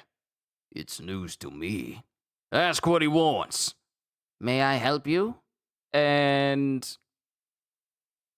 Sumadori, in possession of Shikaku's body, doesn't say anything, just salutes the camera. Long live His Highness, First Prince Benjamin! And then Sumadori just turns the gun on himself. That's one way to get rid of one of Benjamin's guards. Well, that's a Nen ability. That's a Nen ability that is out of Benjamin's. Wow, that's a Nen ability that's out of Benjamin's hands now, bro. And he just blows his brains out right there in front of camera, shocking everyone inside 1007. What was that? Shot fired in the hallway. Probably the First Prince's soldier. Hey, Rice, what did he do? He shot himself in the head. The rumbling stopped. What was that anyway? And then people come out into the hallway. And they're looking at one of his soldiers. First Prince Benjamin. Shikaku committed suicide. No doubt due to Hulkenberg's ability. Hulkenberg. He leaps to the top of the blacklist. Yes.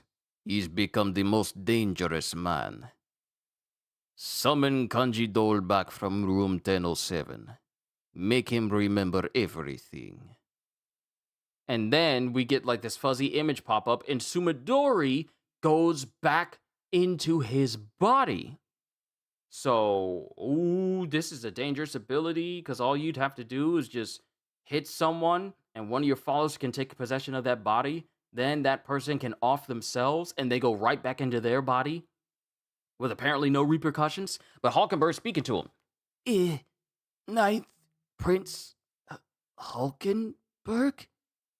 What's your post and service number? And now we're here with Karapika. And we get Karapika with Bill.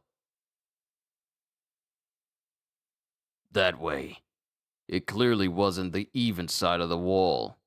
I bet it's 9, 7, or 5. Can you rule out third Prince Zhonglie? Not entirely. But it's not his guardian spirit beast's aura. As someone who can't feel it, all I can do is nod accordingly. You guys are on high alert.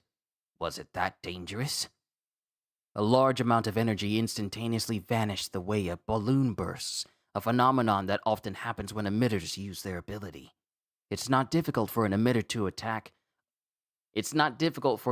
attack to penetrate physical barriers. Who is attacking whom, and why? Not knowing is the most dangerous thing. Anyway, so we have 1 week left. Everyone's starting to question repeating the same training over and over. Are we really going to be able to use Nen? We'll move to the next step tomorrow. True. I should get started. And Karapika continues to teach everyone, like, how to tell what type of Nen user they are with divination. And he's just having his leaf float in the water for all to see.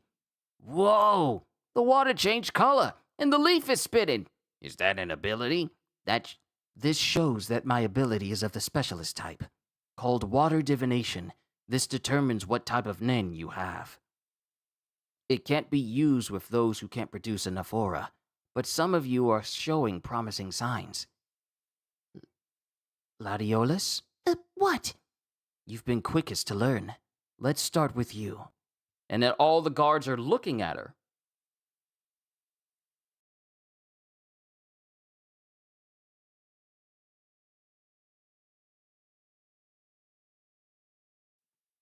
All right, my charcuterie board has been prepared. I'll bring that up, and then once we get done with this chapter, I'll take a short lunch break, eat that food, and then we'll get back on to the next chapter. But right now, let me just go ahead and grab it so it can be up here with me. I'll be right back. Again, I'll cut this part out. Food is ready. I will eat it after this chapter. Then we'll go on a lunch break. It won't be long, and then we'll continue after. It can't be used with those who can't produce aura. But some of you are showing promising signs. Ladiolus? What? You've been quickest to learn. Let's start with you. And mind you, the other guards of the other princes are just keeping a close eye on Karapika. Okay. And then we get, Babby, who's still here. Clever. By picking someone unexpected, he's subtly implying Nen talent has nothing to do with gender or physical strength. Now the muscleheads will feel compelled to focus more on training. However, ability types shouldn't be revealed to anyone else, though the impact is small for a specialist like me who remains ambiguous. Letting your type be known to the enemy is as bad as telling your opponent what you're going to throw when you play rock, paper, scissors to determine who will go first in a game. We will do it in another room to keep it confidential. Who will oversee the test? Only Bill and I. I can't agree to this. We can't tell if it's really the test if it's behind closed doors. If you tell us the criteria in advance, why do you even need to be there? Basically, you're right. But let me be frank. I promise you'd learn Nen in 2 weeks. We won't be doing the divination the usual way, but in a way that requires our assistance. Bill and I will attend. That's non-negotiable. I said the impact is small, but it's only comparatively. There is still considerable risk to myself. I assert that information on you is payment, as just rewards. And then everyone just gets quiet. Furthermore, there's only one reason for us, the young Prince Woble's bodyguards, to teach Nen. That is to boost the lower-ranked prince's guards with information and power to prolong the stalemate. Consequently, it doesn't make sense for us to become a threat to you. If you remain unconvinced, you can call it quits here. And then one of the dudes with Benjamin, who's really looking forward to the opportunity to kill somebody, goes, "He admitted it. Quite refreshing." It's what we all knew. Still, it's significant that we identified him as a specialist. Want to swap out with Rihan? Rion's ability should be used to eliminate the prince's beasts. After 8th Prince Saleh Saleh, he moved on to monitor 5th Prince Tubeba, right? Wow, Prince is spelled with the R and the P before switch places, so it looks like RPINCE. After 8th Prince Saleh Saleh, he moved on to monitor 5th Prince Tubeba, right? It seems to take after Tubeba's temperament. It's being cautious and refusing to show itself. If we think of it as Rihan suppressing Tubeba's beast, he's being perfectly effective. That sounds like an excuse for yourself. What about the analysis for 14th Prince Woble's beast? It was due yesterday. Ain't no way y'all carrying this conversation as if no one can hear. It's not showing itself, so there's nothing I can do. We don't know if the host is too young or if it's a counter-attacking type or something else. It's still the first week. It's not our move yet to make. This is so enlightening. A lesson in strategic patience. Then we cut back to Serey Nietzsche's room. What? You're applying the 4 exercises already? Yeah, now I have to shorten my Zetsu response time as much as I can. This man has already learned the 4 exercises already. He's already learned them. He just got introduced to the concept of them, and he's already applying all of them. What? In only 1 week? Not even Gon got it that quickly. I'm trying to get it down to the blink of an eye, but this might take some time. He mastered this much, not awakened by force, but by his own devices? What should I do? Time me from when I close my eyes to when I open them. Once it's less than a second, then we spar. He instinctively knows he needs combat to go above a certain point. Buying time with him will be rough. All right. By the way, I'm surprised at my own change of heart. I've been surprised at my own change of heart. A two-faced woman can be pretty cute. Because had it been the regular heart he ever had, Theta would have died. He suddenly had like a different disposition towards Theta and considers her cute for it, even though he could have easily killed her. That's the end of the chapter, though. See, this man gotta go. This man has to go. All right, that's the end of chapter 386 onwards to chapter 387 after my lunch break. Here, I'm just gonna switch it over to the standby screen, and then I'm gonna eat my food. Once it's all done, then we'll continue. Let me at least set up for the next chapter, because once I get back, I'll actually let you guys know when I'm back in chat, just in case you have to step away, just in case, because I ain't gonna eat my food on camera for you guys to see me. I ain't gonna be like, what y'all doing? No. But I just thought I'd let you guys know. But we are set up for the next chapter, and it looks like we're gonna be continuing with Serey Nietzsche.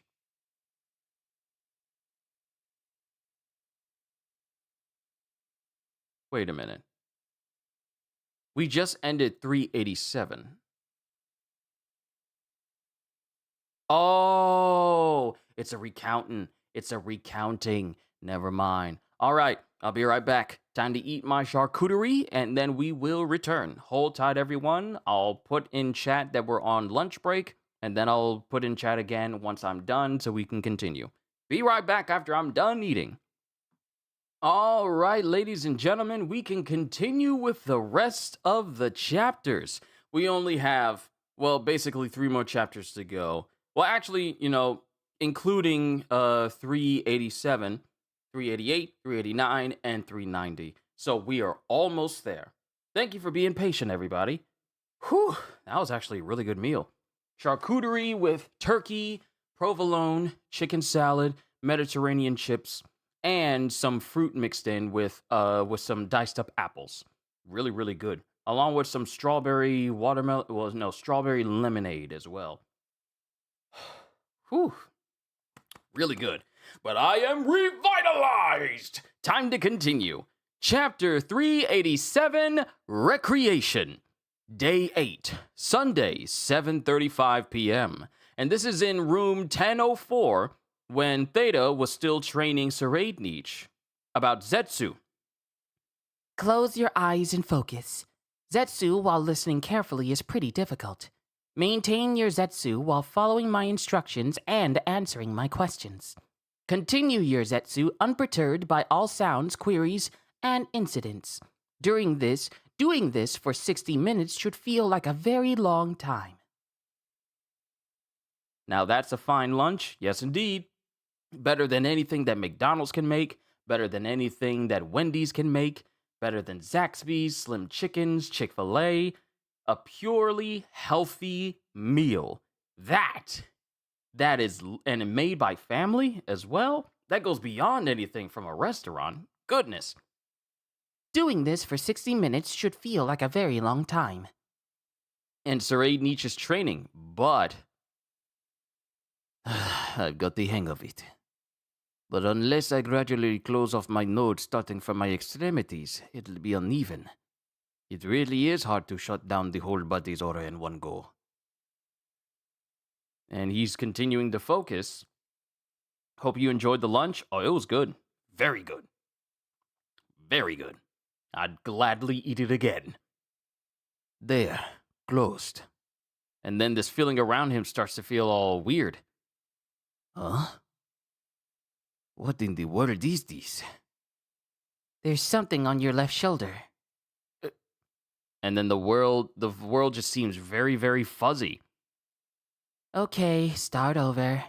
And we're seeing this from like a different perspective of when Theta was doing this to him, which led up to her shooting Saraidnich in the head. That was a bit unfair, Theta dear. The enemy will be harsher than that. Focus. And then he's seeing a top-down view of the conversation he's having with Theta. A dream? What was that? I lost Zetsu. There's something on your left shoulder. And Saraidnich looks at Theta. Theta, was anything different about me just now? Okay, start over. Hey, are you listening? The enemy will be harsher than that. We're talking past each other? She said the exact same thing in the dream. That wasn't a dream, but a prediction of the future. Don't tell me this Joker has the ability to look into the future with his Nen! Oh no! That better not be what his ability is. The ability to look into the future? We don't need another Katakuri in another series. That wasn't a dream, but a prediction of the future?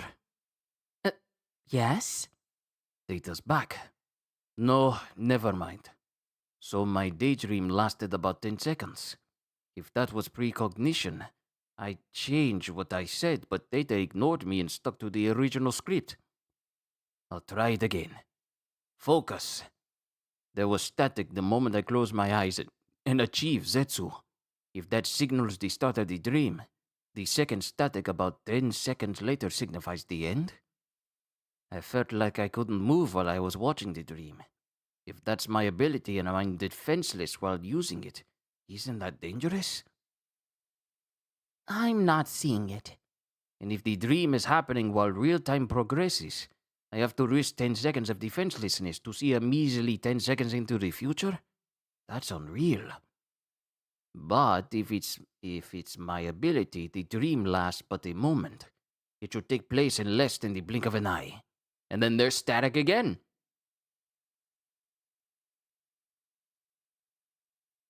Yeah, there's static again. And he's seeing moments into the future. I can't move. Once 10 seconds pass, will it keep going if I continue Zetsu? And then the image starts to get fuzzy again. Does it end here? No, it's still going, but something's different. I can move now. Time is advancing. I can feel it. I can feel Theta in front of me in real time, but the one in the vision is 10 seconds from now. The 10 seconds right after activation is an ephemeral 10 seconds. It shows 10 seconds into the future, and once the moment has passed, I keep seeing the world 10 seconds into the future. No. Gotta go early? Blue, it's fine. Sonic, it's fine. Don't even worry about it. Stay as long as you like, or as long as you're able to. Don't feel like you gotta go? Hey, happy trails. I'll see you in the next thing I do if you happen to be by. You're good. It shows 10 seconds into the future, and once the moment has passed, I keep seeing the world 10 seconds into the future. Theta moved! And then Theta's moving away. If I'm right, in 10 seconds, Theta will move in real time. A cup? I get it. And this is when Theta grabbed the cup to drop in front of him. Thanks for the read. Thanks for stopping by. I really appreciate it. So, he sees the moment where Theta stepped away in order to grab the cup to try and distract him. A cup? I get it. Theta, you're a sadist. A new discovery. There she goes. 10 seconds on the dot. My hypothesis has been proven. Next, I test Theta's reaction. Only I can change what's in my future. Sire? It's okay. In 10 seconds, I lost my focus with the crash and lost my Zetsu. The prince is in training. Don't interrupt us. But how will she react if I don't lose the Zetsu? If she can see my amended actions? I suppose their meddling is a part of your training as well. At this rate, your Zetsu isn't looking like it'll last long anyway. Start over once more. This line should change into praise. Just got home. What page am I on? We are on chapter 387, pages 6 and 7. Had to pick up your mom up from work emergency. Oh, I see. I hope everything's okay. This line should change into praise. Then the glass drops. My Zetsu continues. Sire! It's okay. The prince is in training. Don't interrupt us. I suppose their meddling is a part of your training as well. I knew it. At this rate, your Zetsu isn't looking like it'll last long anyway. Start over once more. Theta sees me as I was in the vision. She hasn't realized I changed the future. Fine, do anything you want. I'll give it my all. If I close my eyes in Zetsu, I get a 10-second preview of the future. I don't care if you're writhing in agony or on the floor foaming at the mouth. I won't open one pore for you, so don't worry. And only I can change what I do in those 10 seconds. And when he's doing that, his guardian spirit beast disappears from behind him. We're seeing everything from Saray Nietzsche's perspective here. And we're about to see how he avoided getting shot in the head. And then we see everything in the dream. She tossed a ball of water at me. I'm still in Zetsu. Maybe I'll open my eyes and talk to her. If I remain in Zetsu and close my eyes again, will it restart?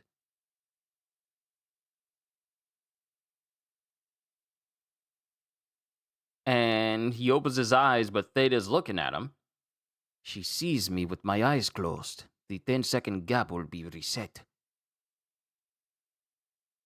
Theta, dear, how do you feel about me?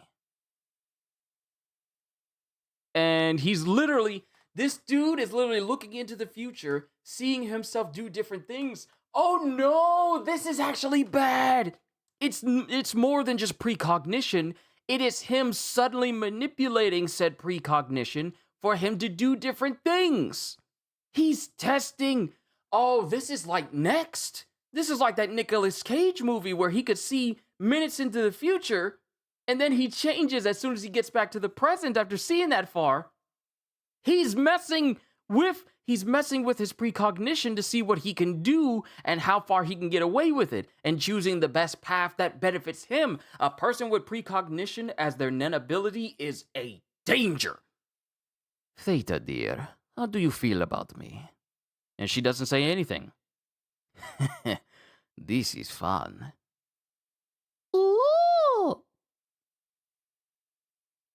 Want to see that movie, the Hunter x Hunter movie? There's a movie? Yes, if I continue Zetsu, I can do it in a row. I'll go as far as I can. And then it shows once again the guards outside of his room. And then just Saraid and Theta. Hey, Theta, what are you doing? And it shows Theta pulling her gun out and walking straight towards him. And then the announcement of, never thought I'd hear someone bring up next. Oh, you want to see that movie? Oh, you've never seen that next. You only seen the clips? Yeah, man. I remember seeing that movie with my family one day. We rented it from, it was either Blockbuster or Redbox. That's how far back I go back way further than that. But yeah, I remember one thing that Ravi, good to see you. We are on chapters 387, and we're currently on pages 10 and 11, as Saraid is learning how to use this apparent new ability that allows him to see into the future. But yeah, the next movie, the one thing that stuck out to me the most was literally him using his ability to, well, actually, you know what? I'm going to keep my mouth closed because CD said that he wants to watch it. So I'm going to shut up.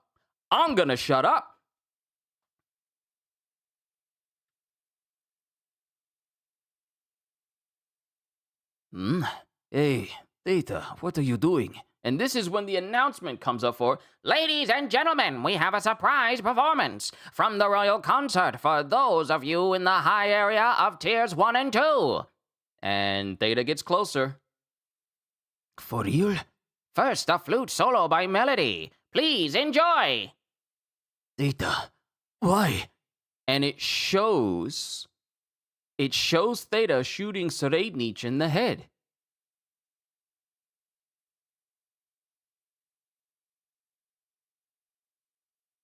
And Saraid in real time dodges away from the shot, even though Theta is in the timeline where she shoots him. He dodges, manipulating his own future to avoid getting shot. Whoa! First, a flute solo by Melody. Please enjoy. He literally altered his future so he could avoid getting shot in the head. Of course. Theta still sees me standing there. She's going to think she actually shot me. This ability is so fun. And then it shows Saraid standing there after Theta shot in that direction, and both of them are momentarily under the thrall of Melody's, genjutsu. And then we're back in the present, and then everyone's back in the present. Saraid is in the present, and so is Theta, and she's standing there bewildered, wondering where he went. What was that? That wasn't my ability, was it? Someone else did something with their Nen? This world of Nen is way too fun. And then it cuts to the guards bearing their guns at Theta. Was that a gunshot? Theta, freeze! It's a part of training. It's all good. And Theta isn't moving because she realizes that something seriously wrong has happened. Because she's sweating but refuses to face him. Heh. She's in shock. There's no way for her to understand what happened. I'll ask later why you tried to kill me. You should take a break, Theta dear. You were tense this whole time. Now we understand what he means by he was tense. When he said that you were tense this whole time. Because he was literally looking at her every move. Missing time? Yes. We heard a gunshot, and the moment we headed over, a beautiful landscape appeared in front of us. We were unable to move. We think it was due to the music broadcast. It was supposed to be 8th Prince Saleh Saleh's stupid rap, right? Yes. The performance was by a Hunter Association member by the name of Melody. Call her over. Make it sound like an invitation. If it's not a summons, they might refuse. Oh, wait. If it's not a summons, they might refuse. I did the same thing in the last chapter. It's a feeler. We can make inferences based on their response. And then Serate Nietzsche is looking at Theta being basically led away. Confirming my ability is more important than Theta right now. When I close my eyes and achieve Zetsu, I get a vision. I get a 10-second preview of the world, an ephemeral 10 seconds. If I keep my eyes closed, I continue to see a vision 10 seconds into the future while I simultaneously relive the events I saw in the visions 10 seconds ago, like a parallel universe. I've confirmed I can use it consecutively.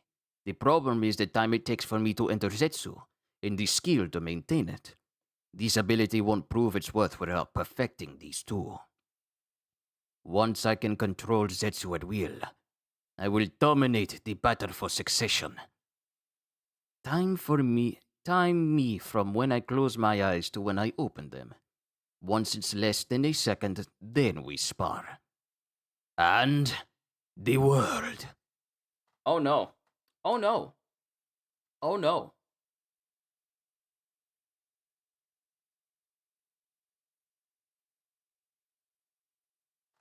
Why is chat frozen? Is it frozen?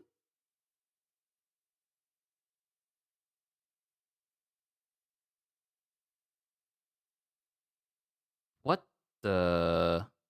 Hold on. Oh! Is it? Oh, it might have been because I typed something.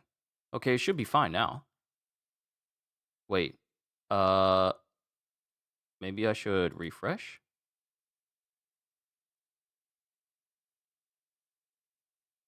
There we go. I don't know why it did that. Yeah, I don't know why it did that. It stuck. It stuck. It might have been because I typed something. Yeah, might have been because I typed something. But yeah, this is where we're at. Serate Nietzsche now realizes that he can look into the future, 10 seconds into the future. So now, okay, this is about as bad as Dio learning that I can stop time. And if I can continue to get stronger, I can extend the time, I can stop time.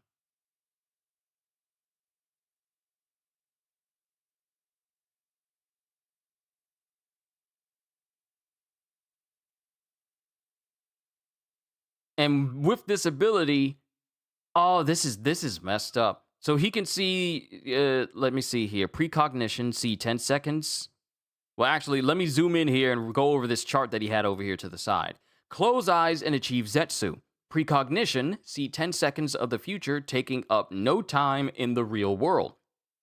And from his world, he can continue to see 10 seconds into the future while experiencing real time until he opens his eyes.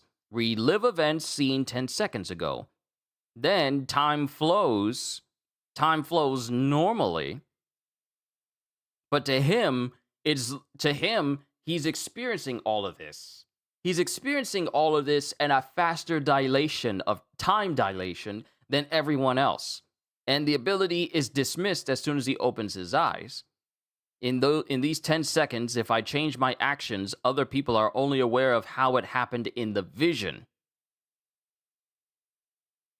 So when he opens his eyes, if he alters his actions within the precognition that he's viewing, then it affects the real world and he can avoid getting shot in the head like he did before. So it wasn't a matter of his guardian spirit beast taking the bullet.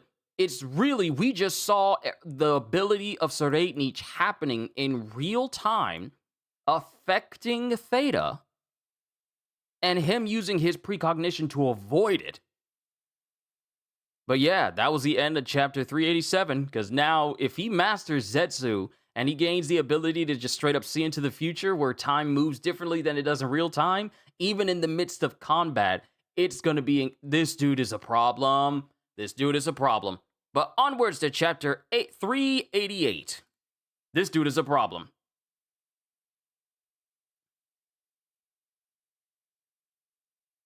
Chapter 388, Reflection. And we're back in room 1014 with Karapika and everyone else. Are we sure we should be letting them call all the shots?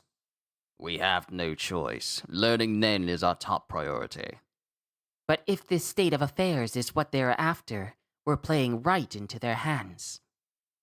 If they're executing a harmful plan, they'll attempt to manipulate you for their own purposes. But if they attempt any manipulation through Nen, we'll put a stop to it. Just like we warned them, we'll arrest Bill and Karapika on the spot. We can tell if someone's being manipulated through careful observation. Our own jobs are on the line here. You can trust us. A very overbearing entreaty. No matter. What is up with his haircut? Like, dude has that haircut. Like, if you mean the dude that has like his hair swept up, like he trying to be like discount we have Wolverine at home, I couldn't tell you. A very overbearing entreaty. No matter. If that's what the first prince's best men say, we'll leave it up to you. We have to leave Karapika and Bill at large to a certain degree to find out their abilities. They're either using abilities they don't want seen in the other room, or they want us to think that while cutting off information. The inflections, I get them wrong sometimes. Please forgive me. If Ladiolus comes out actually able to use Nen, there's no doubt they use some kind of ability. These participants have too little training to force open the nodes while leaving them unharmed. It's possible he has a manipulative ability that semi-coercively opens them. Semi-coercively. Don't use that word all that often. That semi-coercively opens them. But then Karapika's aura will be mixed in. If I see multiple examples, I'll be able to tell if they're being controlled by Karapika's aura. But Karapika's a specialist. If the victim awoke to Nen as a byproduct of his ability, I could understand Karapika's confidence in the timeline he gave. In that case, the only things we'd know for sure are that Karapika is a specialist. He baited us with the allure of learning Nen, and he used his ability to make us into defensive pawns. He's shrewd. It's not very likely, but we can't eliminate the possibility that Bill's ability is the real deal, and this is all a distraction. They proceed by releasing information piecemeal. You're right that we'd be digging our own graves by being impatient. He's a tough one. Yes, endorsed by the first prince's soldiers. Can you reaffirm the prince's orders? Yes. And then the door opens, and we get Ladiolus, who walks out.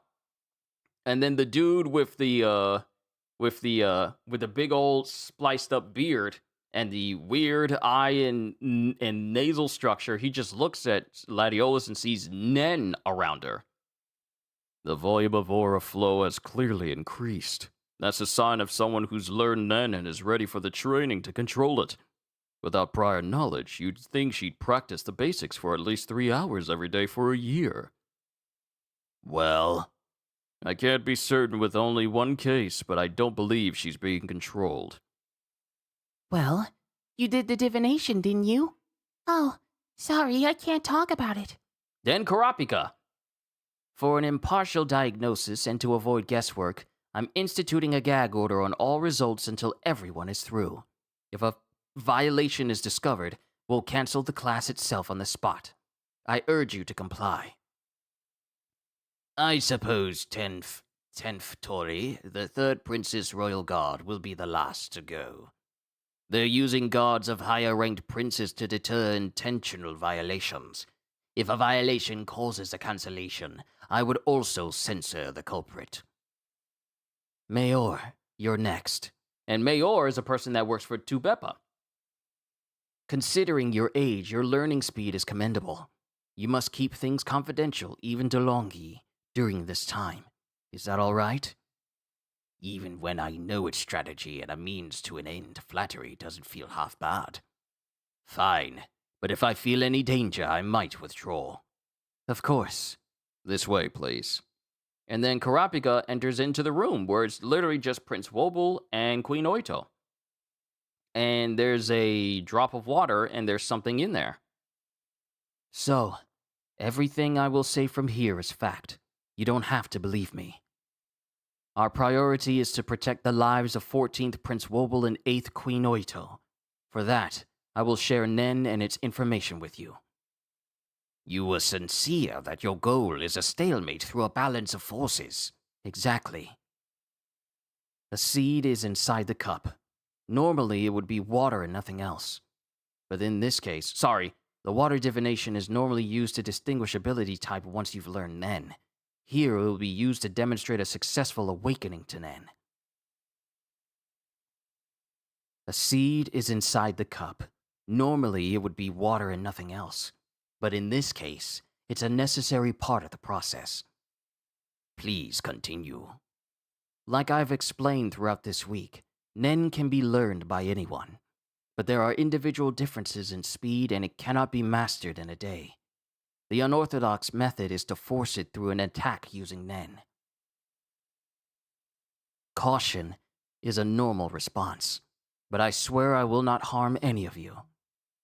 The word attack is convenient for conveying the taboo on it, but the term also includes healing and lending abilities. I see. Bill? And then Bill walks over to the cup and starts using Nen towards it. And then it starts to overflow. Huh? The water starts to overflow, and then Kurapika continues. Bill is an enhancer. He can induce the growth of his target with his Hatsu. And from this seed, Bill is able to make it forcibly start growing from this seed. Looking like the Adventure Time dude. He do look like he got the hair fin, don't he? Adventure time! Oh, holy cow. Yeah, he does have that little fin hat look, doesn't he? But yeah, Bill, as an enhancer, starts using Nen on the cup, makes the water not only overflow, but also causes the seed inside of the cup to immediately start growing. Wow. So my ability will awaken if you hold your hand over me like that? No, it's not as effective on untrained people, and it won't be fast enough to keep our timetable. I'm going to borrow Bill's ability, then lend it to you. Technically, this is an indirect attack, but it's a lone-type specialist move, and the ability itself is not aggressive in nature. But it has a side effect of semi-coercively awakening Nen in someone without abilities. If you remain unconvinced, I won't do it. You will open the door and tell them you declined. I'd like you to keep what we talked about confidential, but I know I can't bind you to it. And then dude just looks. Mayor just looks. Then the door opens and Mayor walks out and his Nen is steady.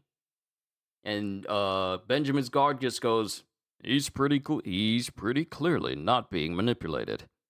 Gladiolus and Mayor have been primed to use Nen.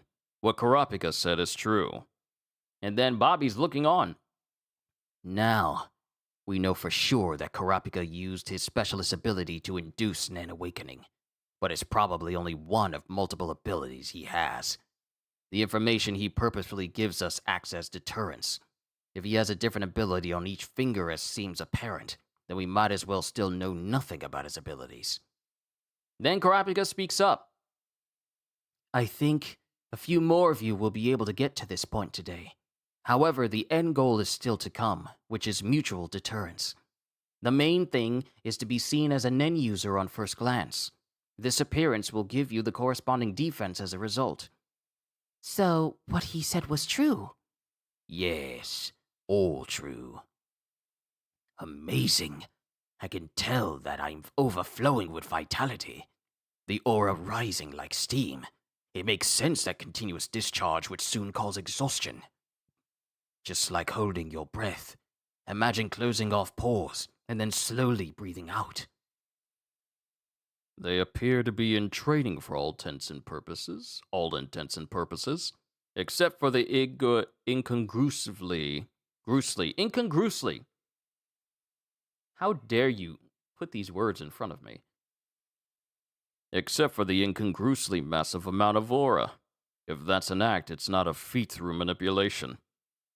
Seeing a highly skilled soldier with that much aura would necessitate caution and eliminate any physical advantages. Kurapika probably intends to repeat these classes. Is there any plausible cause to stop them? And then something suddenly goes flying past Kurapika. Oh, and it shows him injecting one of the handmaidens with Nen again. We are currently connected through Kurapika's ability. The right to use Bulb Fleabane, the ability I am loaded with, has been transferred to you.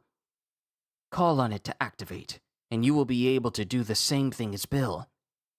And she starts doing the same thing that Bill does by making the water overflow and also growing the seed inside the cup. That aura is borrowed, so it's not your ability. But you've been primed, so by learning Ten and Hatsu through breathing exercises, you'll be able to perform the water divination by yourself and find out your type confidentially. Huh? But what about what you said earlier? It was too complicated to explain, and I wanted to know how far you all were willing to go. If possible, I don't want there to be any more victims from the succession battle. For that, I want to share these abilities with as many people as I can. It would help if you could tell 10th Prince Kacho and 6th Queen Seiko with a positive spin that we're planning more classes. Sure. Thank you. And Bill is just listening in. Kurapika's strategy is undoubtedly the best for the current situation, but I've seen many an honest poor man change dramatically when they strike it rich. This kind of thing is impossible to predict. Power corrupts, more so if it aligns with interests. Ain't that the truth? My ability isn't suitable for combat, and I'm betting neither is Kurapika's. If the tides change and the succession battle is inevitable, we might end up being crushed by the power we gave out. That's all for today. Does he have any cards up his sleeve? No, I don't even have to ask. It's good enough we held our ground through this unpredictable mess with ad hoc measures.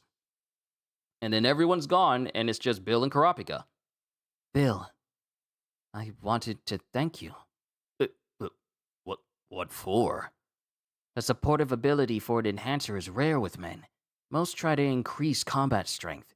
I know it's better for you that it not be known. Oh, that's it? You took the initiative to tell everyone your ability. Even if it was strategy, I couldn't do it. Are you sure you want to continue? It's possible we won't even make it to our real destination. I feel Bill seems like a cool dude. He is, because he's with Kurapika and trying to protect Prince Wobble and Queen Oito during this entire succession battle. He cool. Maybe. It's possible we won't even make it to our real destination. Maybe. Beyond ordered me on board to travel to the new continent, but I chose room 1014 myself. The prince was a baby, and I figured there wouldn't be any serious combat. Oh, Beyond ordered me on board to travel to the new continent, but I chose room 1014 myself. The prince was a baby, and I figured there wouldn't be any serious combat. Once the battle and the slaughter was underway, I acted tough, but sure, I was conflicted. But I didn't want to escape for pathetic reasons, from a place I chose for equally pathetic reasons. And then Vincent showed up. He ticked me off. I'm a coward who finally prepared myself for the worst after listening to your exchange with the Queen. Bill, cowards don't steal themselves. Kurapika! In exchange for 10th Tori going last, I wanted to do the water divination. I'd feel better if one of us used Nen earlier. Your instincts are correct. The abnormal rumbling felt threatening to anyone with Nen. I wouldn't be surprised if various factions started taking steps. But hush, though. You haven't practiced the basics like the students. You will temporarily suffer fatigue stronger than anyone else to the point where you won't even be able to stand. I should be the one with the ability, but just in case it's all a trap. Basic training should be enough to help now that we're going to be here longer anyway. Oh, good lord, we got a long description. And now we're cutting to room 1005. So, the 14th prince has the strongest truce with the 3rd prince, but it's for a limited time and not on equal terms. There are plenty of cracks to exploit. The Nen trading was authentic. I can feel it. Everyone should have this power. Thank you. Continue negotiating for an alliance. So you think we should proactively learn Nen? Yes, there's basically no danger of a trap. Presenting a trusting attitude will improve our chances for an alliance. All right. I'll consent to further lectures. You pick who goes. Yes, man. And then we have the guard here from Benjamin going, Contrary to the blatant war council, her Nen beast never shows itself. I want your ability to definitively slay the Ninth Prince's Nen beast. Be patient for now.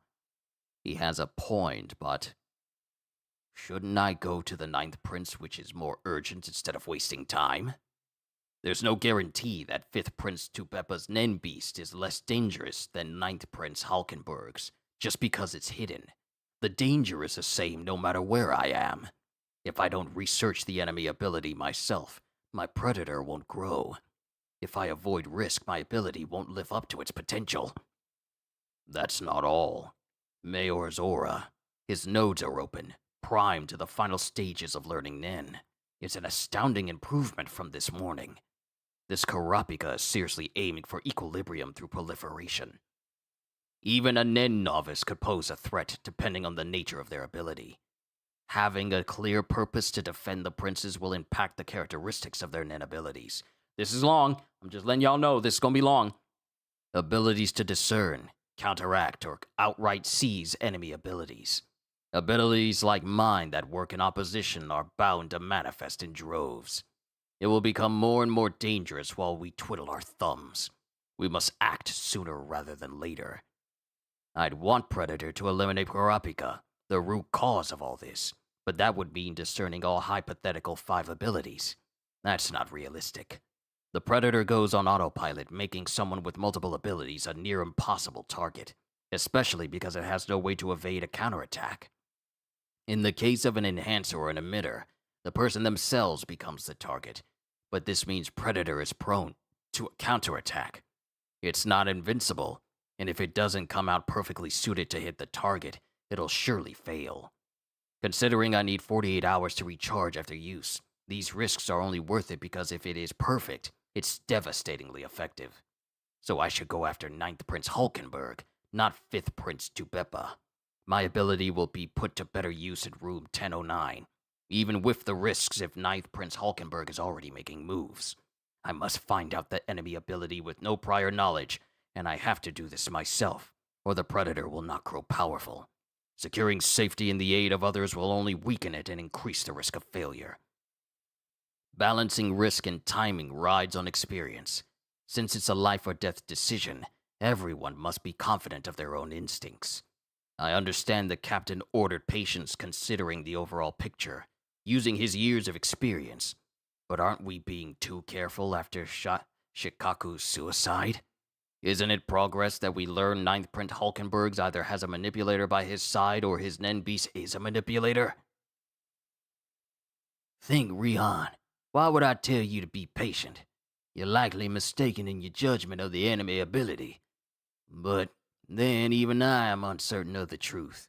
There is so much talking in these last 2 pages. Oh, and then I gotta take the boys outside. I cannot give you advice since that's the crux of your ability. There are hints. Shikaku was a manipulator. You must get to the answer from there. But if he wasn't manipulated, what ability could make him choose death of his own free will? A deal, maybe? Did he offer his life in exchange for a guarantee of the first prince's safety? No way Shikaku knows the act of begging for one's life is what First Prince Benjamin abhors the most. So overt. That narcissistic ambitionist 8th Prince Sally. So overt. That narcissistic and exhibitionist 8th Prince Sully would never withdraw from a concert just because he wasn't feeling well. If he was really that sick, he would happily broadcast the fact to immerse himself with the myth of the tragic hero. Since neither is the case, 8th Prince Sully is dead. And then the reshuffling of 1st Prince Benjamin's soldiers means he was assassinated, and I'm next. Tupepa already knows. I have to find out 8th Prince Sully's cause of death, and if he was assassinated by Nen, I have to make a list of conceivable abilities and come up with countermeasures. Giving those who awaken to Nen this information with a mission may affect their burgeoning abilities. And she puts all of it on a hard drive, like on a USB. Hasten, take care of this. Yes, ma'am. I'd like to see the shift logs of 1st Prince Benjamin's soldiers, but it might give them an excuse to use national defense to turn the suspicion back on me. I must be patient. Could I ask what happened to room 1008 via Mother's Guard, who was spying on 8th Prince Saleh Saleh? At this point, Camilla finding out would be inevitable. Finding out the cause of death and the situation in the room comes as a set. I can talk to Mother myself. It's too risky to contact the Second Queen's soldiers myself. Mother would never make a decision without talking to Camilla. If I get the okay, I should assume Camilla is in on it. I can't expect Mayor to defend against Nen yet. I need a partner. I need Kurapika. Day 10, 11:30 a.m., and we have another rumbling going on. And Kurapika feels it, Oito feels it, Bill feels it. The fourth rumbling of aura. The intervals are getting shorter. To be continued. And we move on from chapters 388 to 389. We're almost done, ladies and gentlemen. Thank you for being patient. But now it's time for the boys to go outside. So I will take this moment to step away, and then we will continue with chapter 389. We are getting so close to me being fully caught up. But I'll be right back. Hold tight, everybody. All right, we're back. Now to continue where I left off with chapter 389, and it's at the right time. There we go. Chapter 389, Curse. And we're with the rest of the soldiers of Benjamin. When Shikaku killed himself, I was in the master bedroom with 5 others. They were 7th Prince Lucerus, his guard Barrate, Hunter's Ridge and Basho, and the 2nd Queen's guard Famule. 7th Prince Lucerus was watching a movie while doing legal drugs, as usual. Until the shot was fired, we were wary of the rumbling. Shikaku, who was at the door, was not on our radar. According to Rice, who talked to him, Shikaku shouted, "Long live First Prince Benjamin," and shot himself in the temple. And mind you, both the captain of the guard, and Benjamin are listening to this. The rumbling stopped the moment the shot was fired. From this, I'm sure that an ability on 9th Prince Hulkenberg's side and Shikaku's suicide must be linked. I hate to say it, but given the circumstances, the possibility is strong that a forced suicide was used as currency in a deal. Are you saying he chose to die in exchange for sparing my life? That rumble was indicative of an emitter ability, simply converting into destructive force. I estimated it as equivalent to a supersonic fireball 5 meters in diameter. A direct hit would be fatal whether or not you have Nen. Kanjidol, I agree with your overall assessment, but I have 3 problems with your theory. 3? What are they? There's always a second one. And it's on my nose. Oh, I hate that. First, if that rumbling was in preparation to fire an emitter attack, did Shikaku really think 9th Prince Hulkenberg would attack? We're currently in detention, under surveillance in the WIP area. Assuming, unless that's VVIP. If it's VVIP and I've been saying WIP this whole time, it's VVIP. I've been saying WIP this whole time.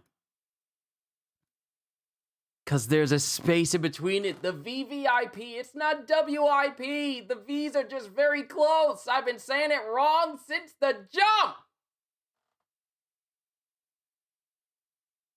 We're currently in detention, under surveillance in the VVIP area. Assuming 9th Prince Hulkenberg knew this via Shikaku or the Queen, he'd need to attack the lower-ranked princes to reach us. It's out of character for him to force a suicide or sacrifice the lower-ranked princes as collateral damage. Even if he's had a change of heart and decided to aggressively pursue the secession battle, this is too great a chance too quickly. True. 2. Why suicide? If they're giving him an order, why not assassinate another prince? Also true. And 3. Can princes kill each other? Huh? First Prince Benjamin and I are of the opinion that if the Nen beasts could kill each other or the princes, this would have been over already. A nin beast with First Prince Benjamin's temperament would have done either or both. This means nin beasts don't kill each other and they don't directly kill other princes. Those must be the ground rules. I see. And everyone knows that killing a royal is a capital offense, even for a prince. Then it's natural to assume that nin beasts will also be beholden to that law. We know Ninth Prince Hulkenberg couldn't use nin before boarding this ship. If that ability was his nin beasts, targeting the first prince would run counter to its instincts. Even if the prince gained the ability through the nin beast would never support an ability that could directly kill a prince. I didn't think that far. Doesn't that mean Shikaku was manipulated? That still doesn't explain why he committed suicide. And Shikaku was a manipulator. He was aware of the countermeasures. First come, first serve. Shikaku would manipulate himself first, to block the enemy's ability. I didn't know that was possible. It's the crux of being a manipulator. Many are unaware of this. Rihan may not know either. I might have to give up on the idea of him working on Ninth Prince Hulkenberg. Then why did Shikaku kill himself? And the key to that question, why did he die in front of room 1007? The mission has become more delicate and requires your full attention, Kajado. You must remember all the details and observe closely what they do in room 1007 from now on to figure out the why. Day 9, Monday at 10 a.m. And that was on day 9. Now it's on day 10, Tuesday at 11:30. And another rumbling is happening. And Benjamin and his second hand are listening in. A fourth rumbling of aura. The intervals are getting shorter. Ficht, what's happening? And then there's static. In emergency, 2 clicks of the teeth. He's in battle. First Prince Benjamin, stay on the line. It doesn't work. It's no use. Once Ninth Prince Hulkenberg, the bow, he's invincible. Attacks won't. And then there's just static on the other side. Vict's 2 sides of the same coin. Tackle shield was offensive and defensive. I thought it would be possible for him, if not to overpower Ninth Prince Hulkenberg, to maintain the status quo and keep him in check. Ninth Prince Hulkenberg was more aggressive than we thought, and it appears that his power is impossible to offend against once they're ready to attack. You know it's coming, but you can't defend, avoid, or attack. It's beyond anything an individual could master in such a short amount of time. We should assume it's a weapon composed of his entire team. Exactly. Being more powerful than all expectations, they must be resolved to sacrifice a life with every shot. See, this is the reason why I wouldn't survive in Hunter x Hunter. Everybody is too observant. Too observant. And then Benjamin looks at his hand. And the 2 stars he had tattooed on the bottom of his fingers, there's only one left. Shikaku is dead, but Vict is still alive. It's not just an emitter attack, but beyond that we know nothing. We need clues, but we can't waste any more of our men. Should we transfer Musei's owl from Second Prince Camilla onto a guard to investigate? That's inadvisable. We know far less about Second Prince Camilla's ability. Second Prince Camilla's ability killed Musei instantly. That's enough of a threat that it must be monitored. Besides, even if we could witness an attack, whether we could interpret our observations correctly is dubious. But Ninth Prince Hulkenberg is clearly more urgent. Do you have a plan? Leave it to me. The serial killer is on the loose in the lower tiers, requiring redeployment of soldiers who are not personal guards. And we have plenty of evidence and motive to throw suspicion of premeditated murder on Ninth Prince Hulkenberg, since our soldiers keep experiencing anomalies. Cut off the supply Cut off the supply of personnel and separate these men from the command center. Exactly. If his ability is powerful, the best plan is to not let him use it at all. And then we are there with some fancy-looking people who are apparently with Hulkenberg. What is his name? Puckard? Yeah, Puckard. Restricted Voyage Permit Agent. We have Puckard, Restricted Voyage Permit Agency Special Task Force, on loan to Cockeen Justice Bureau Investigation Department. And we have Steiner, Restricted Voyage Permit Agency Special Task Force Assistant Director, on loan to Cockeen Justice Bureau Investigation Department. Colin, you portray the story with great energy and tone, as well as incredible voice acting that you do. We appreciate the attention to detail that you bring to the storytelling you do. Thank you! Thank you! That just gave me a second win, even though we have this chapter and the next one and then we're done. I greatly appreciate it. That's exactly what I aim for whenever I do these readings of manga. These are basically essentially dramatic readings. So I am incredibly grateful that you think so. Thank you, Colin. Thank you. Unless you have another name that you go by, because YouTube still is displaying people's handles, and you know how iffy that is. So, but I'm grateful. Thank you. Thank you. I greatly appreciate it. And they're just walking through the halls, ringing the door for Hulkenberg. And Hulkenberg's there, and they just start walking down the hallway, being escorted by more guards. Ninth Prince Hulkenberg has been arrested. He'll be forbidden from having contact with his men until the trial is finished. Vic's location and safety are unknown, so like Second Prince Camilla, Ninth Prince Hulkenberg will likely be released due to insufficient... Oh, wait. Sorry, this is still ye boy. His right hand, whose name still escapes me. Vic's location and safety are unknown, so like Second Prince Camilla, Ninth Prince Hulkenberg will likely be released due to insufficient evidence and placed under surveillance. The opening trial will be crucial. Yes, our golden opportunity. We will get him then. And then we cut to some, what is her name?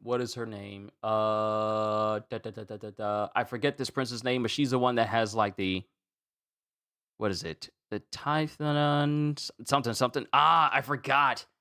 She's the one that says like, Love can conquer all. But one of her guards, one of the hunters from the Hunters Association, is reading the book. Giuliano, shift change. Huh? Still reading? I thought you read it once. It's full of lyrics from classic songs, so it's hard to put down. A song is perfect to relay a message, and if you know it, the melody plays in your head. This book makes sense as propaganda, and the concept of each chapter and song pairing is perfect. I was wrong about... Tyson! I was wrong about Sixth Prince Tyson. The last chapter, this wonderful world goes straight to your heart. I'd love to have her be king, but you know what that means. It's in direct opposition to her principles. This book is starting to feel like her parting message. Getting emotionally attached is dangerous. I know, but you should read this. Do you think hypersensitive love can redeem lost lives? Don't quote lyrics at me. Our mission is to protect the prince until the new continent. Your real job begins after that. That's true. Will I be able to pat myself on the back on a job well done and wave goodbye while I can see the upcoming tragedy? Later, and then dude leaves. And then when Giuliano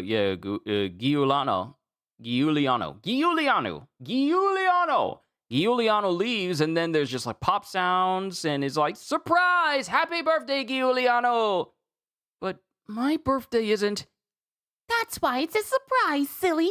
We'd have to say goodbye in 2 months anyway. How lucky are you? She made you a cake. And these are people who are pretty much enamored with Prince Tyson. I'm so glad I met you. Aw, don't cry, Giuli. I order you to smile. Yes. And if I botch the recipe a bit, just say it's delicious. Yes. Then we cut to room 1007. Long live first Prince Benjamin. Then bam. Why here? I have no idea. Anything different? Like what? Nobody else was shot. It was in the hallway. What's the point of asking? I'll be honest, I ain't telling you nothing. And mind you, this is the same dude that's relying on people to give him information just so that his predator ability can actually proc. Nobody's going to offer information. I don't even know if there's information worth offering. If there was a reason he died in front of room 1007, it was a diversion. They made us turn our attention to the hallway while they did something. Likely a plot devised around Second Queen Duazul's men. Ninth Prince Hulkenberg got something done in the chaos, using her guards in room 1007. But what? Something this involved wouldn't be worth it if it wasn't assassinating 7th Prince Luzerus. There were 5 guards belonging to Second Queen Duazul in room 1007 besides Satobi. Famor, Rice, Godot, Odessa, and Javietti. Famor was in my visual field after the shot. Javietti and Rice were in the living room. Odessa and Godot were sleeping. They must have been the ones plotting something. Skert the Hunter and Makne were also sleeping. Odessa and Godot could have done something to either or both during the chaos. None of Second Queen Duazul's men in 1007 use Nen, but I'm not as good a judge as Furikov. If they're really good, they could deceive me. If I were to question the 4 who were asleep, it would tip them off that I'm aware of that possibility. It's best to wait and see. What page am I on? We are currently on chapters 389, and we're on pages 12 and 13. We still got some pages to go. There's a lot more talking involved. It's best to wait and see. If I'm right, they were trying to manipulate Makne to assassinate 7th Prince Luzerus. It would be just what we'd want anyway, so we wouldn't interfere. Makne's shift is this afternoon. He'll do something then. Well, I say he won't. Is it really possible to pull something off like that, even with the 2 of them with scared sleeping in the same room? Shouldn't we put our efforts into eliminating 9th Prince Hulkenberg rather than investigating room 1007? Going by the book, with the Justice Department as intermediary, would never lead to a conviction.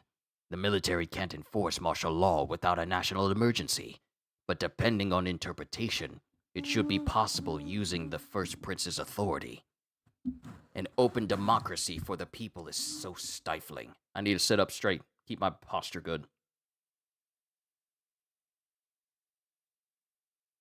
An open democracy for the people is so stifling. The prince and the captain have so much discipline. I'd shoot first and come up with an excuse later. Well, someone like that likely can't survive the succession battle. I'm investigating what was going on. Will you cooperate? And mind you, this dude is speaking to Bancho. And mind you, this also isn't the same Nen user that can conjure up a predator ability. But he's speaking to Basho. I was thinking, Second Queen.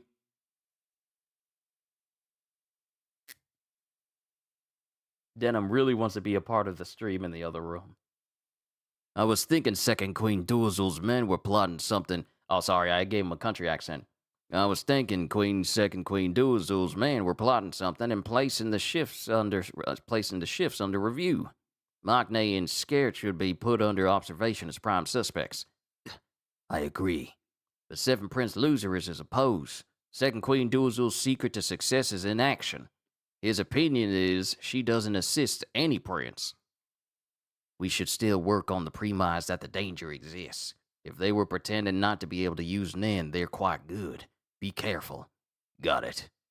And mind you, this dude is actually kind of gullible. This is a very gullible guard from Benjamin, while Basho's all like, yeah, right. I think this is all a charade perpetrated by First Prince Benjamin's men. An ability that activates through Shikaku sacrificing his own life. Using Nen that amplifies after death would be powerful. If putting the suicide in front of room 1007 was a red herring, they're placing blame on 9th Prince Hulkenberg, but They're actually after somebody else. Maybe the second, third, or fourth princes. A hierarchical society. Hierarchical.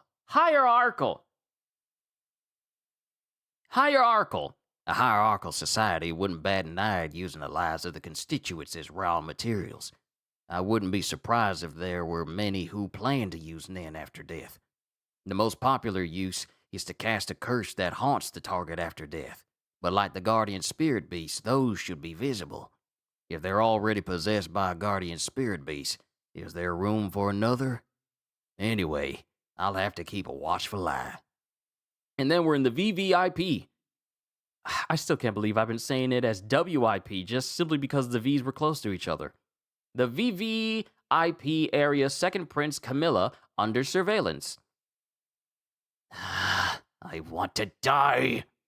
And it has one dude from Benjamin's team who's being posted here. Oh, one dude from Benjamin's team being posted here. And she is all like, Ever since I found out why I was born, I've been thinking of you every day. So we'll be reunited in the afterlife. I will curse you to death. mind you, she's saying this while lifting her like a chest pocket for her uniform, and it has a stapled picture, like a paper-clipped picture of Benjamin inside. Maswana, second Prince Camilla's soldier, cursing the first prince. All for second Prince Camilla's ascension to the throne and her prosperity. And now we're gonna get like a whole big, spiel for the personal guards of Camilla. So I need water. This is gonna be long.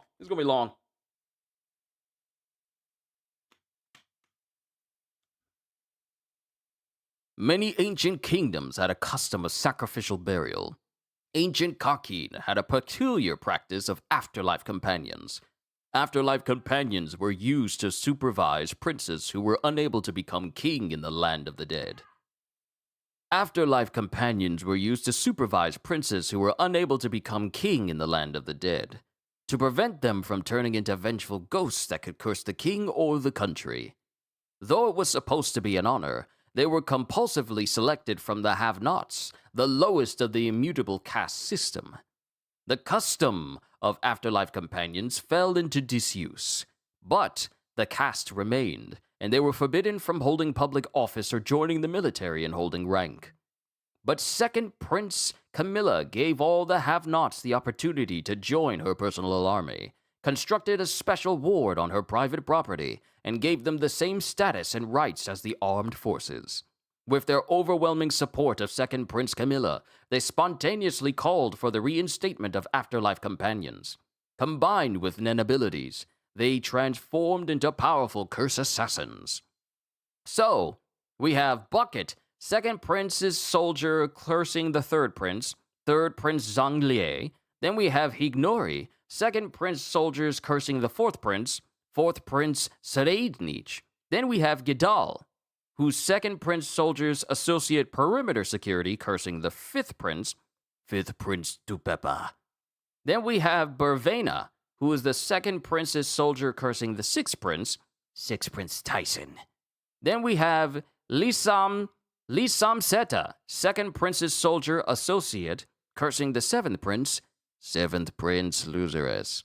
Then we have Kako, it's pretty much the most easiest name to remember. Second Prince's soldier cursing the ninth Prince Hulkenberg. Then we have Mosbey, second Prince's soldier associate cursing the tenth Prince Gacho. Then we have Mashush. Not just shush, Mushush. You will Mashush. Sorry, I will be making fun of that. Second Prince's soldier associate cursing the 11th Prince Fulgetsu. And then Taylor. Not Taylor as in Tailor. This is basically Taler. Taylor, second Prince's soldier cursing the 13th Prince Marayam. They carried their target's name, a photograph, a piece of their clothing, or a bodily specimen at all times and cursed them with every breath. The curse became stronger the more time went on, and the closer they were to their target, the ability was. Oh, sorry. The curse became stronger the more time went on, and the closer they were to their target. The ability was activated upon their death, and the ideal was to commit suicide in the target's presence. It's clear Shikaku wasn't a Kakin have-not, but it's possible he used the same kind of curse. Ninth Prince Hulkenberg's men are a multinational, so we don't know where they're from. I wouldn't be surprised if some had circumstances similar to ours. If Second Prince Camilla gets cursed, you will put your own life on the line to exercise. And we get Sarahil, Second Prince Captain cursing the 14th Prince. And then we have Umanima.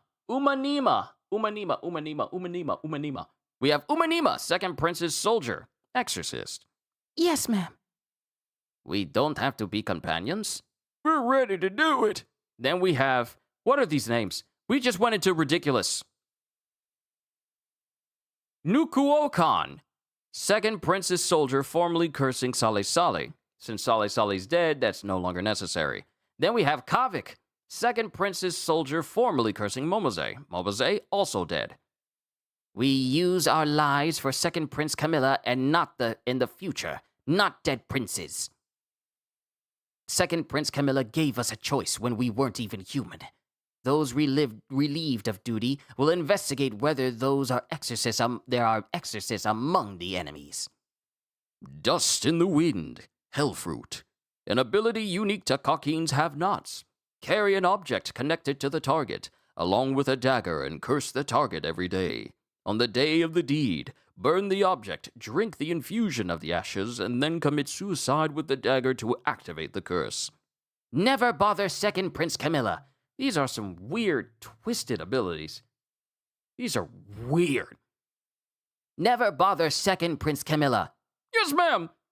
The target will be deprived of aura, and in the case of the most powerful curse, will be exposed to the force of the curse under enforced Setsu, which will be fatal in a few hours. The risk of failure is too high to attempt to curse a higher-ranked prince while the Guardian Spirit Beast's abilities are unknown. We don't know how loyal the hunters are to their mission either, which target has a chance of success. Or if they exercise the curse, we could at least flush out the Hunter Association exorcist. Maybe the 10th, 11th, or 13th princes. The 14th curse hasn't had enough time. Call the Majordomo. Right here. And it's this elderly lady who's the Majordomo. Whoa, I want to send a curse today, but I want to have the prince live a few days to see if the hunters have an exorcist among them. Who do you think is most suitable, Mosby, Meshush, or Taylor? If the curse is sent from this room, it would take 3 months for all 3 to take effect. From room 1002, Mosby will take 10 days. The other 2 will take 2 weeks. Captain, the 10th and 11th princes are being held for an escape attempt. We've also heard rumors of fatalities. What? Won't their rooms get sealed then? It will take more than 6 months if they're in the cells. Then 2 weeks with Taylor. Hold on. That was if the targets are defenseless. Huh? The royals defending the prosperity of the dynasty are protected by noble guardian spirit beasts. Impertinent curses sent from the safety of our own territory will be obliterated with one sharp look. The only thing we have not have to surpass the royals, to have a chance at crossing swords with high-ranking powerful guardian spirit beasts, is our determination. Without the courage and sufficient preparation to perish close enough to touch the prince, while looking into the prince's eyes, how could our curse ever be successful? Then say so sooner, Mini Granny Fukataki. Ingenuity has the same power as experience. The young skin their knees, and the old pick medicinal herbs. In their presence, the degree of difficulty and resolve needed are high. Then it'll have to be me. I can form a powerful curse if I get right next to the 14th prince, even though my time has been short. Second Prince Camilla didn't want to ask for teachings, but she'll give us permission if it's for a curse. If the hunters in room 1014 are teaching Nen to force a stalemate, there'll be more classes. I'll go next. Proximity means enemy fangs will reach you. Overt malice must be avoided. Of course. Quell hate with love. I'm good at it. Going downhill, you won't get away with skinned knees. Such chiding from you means I'm on the right track. I'm awake now. I've been in the military for too long. I'm a have-not. I have nothing to lose, even if I fail. Hey, something pop up in my head since that king has a Nen beast. If you're talking about the king of Kakin, he doesn't. It's the Nen beast of Hulkenberg that stopped the bullet both times. I'm a have-not. I have nothing to lose, even if I fail. And then the Major Domo just looks at her. And so, everyone who took the class, Awakened to Nen, will reach the first steps to activation by the last day. What's your impression? Physical aspects have greatly improved, and as for my perception of the world, literally everything is different. Can you see my guardian spirit beast? Yes, it's more awe-inspiring than I imagined. Well done. Here is your reward. What's this? A coin created by my beast. You are the first to receive one.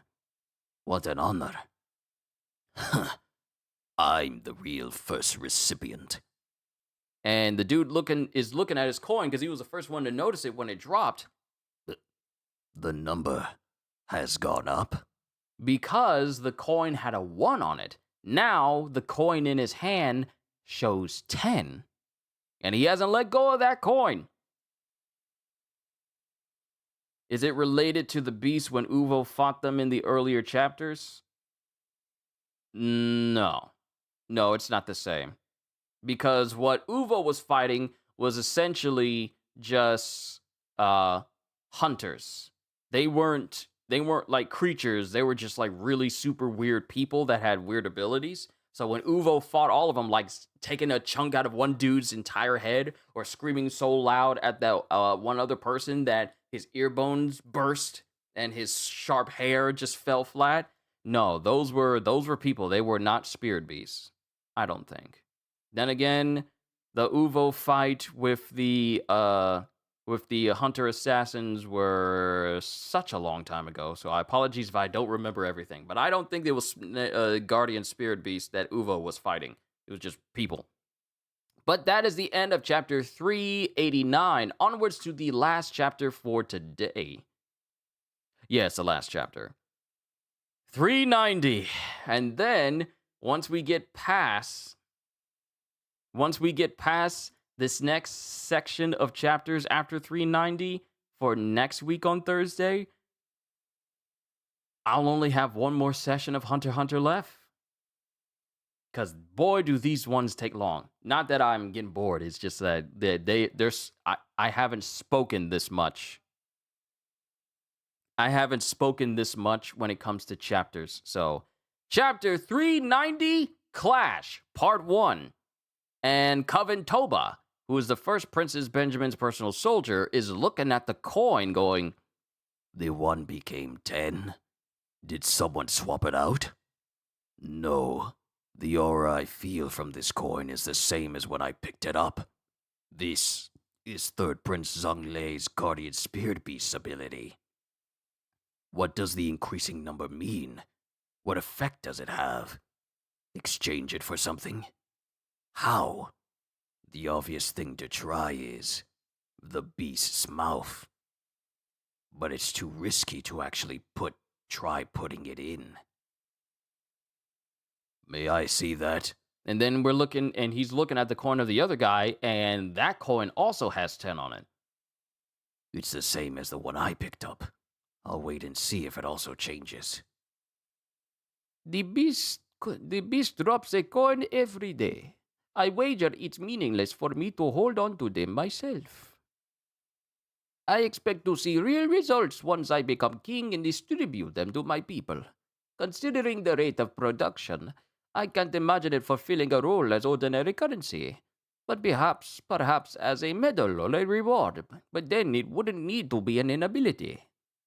It wouldn't be an inability without some extraordinary power. There is nothing to do but sit and wait, and see what happens. I have a feeling it could come to affect every single citizen. I have a feeling it could come to affect every single citizen, but it seems insignificant for now, and it doesn't seem remotely useful in a succession battle. It reflects my personality to a sickening degree. How I worry more about what happens after I take the throne, long before I get there. I bet my spirit beast will exhibit maximum utility after I become king. But to put it another way, I could be an ironclad king as long as I survive. Fine then. I will win the throne on my own. A true king makes full use of both the light and the dark sides of society. This succession battle is where I prove my command of the underworld. We are going out, and Zhang Lei leaves. Zhang Lei leaves with all his guards, and we're going through the hallways. Where to today? The Shiyu boss's room. Allow me to escort you, sir. And then only Zhang Lei goes in. Third Prince Zhang Lieh has arrived at Boss Onyor's room. And he's standing in there with Boss Onyor. Long time no see. How are you feeling? My doctor bugs me about my diet. I'll live the life that I want. Hold on.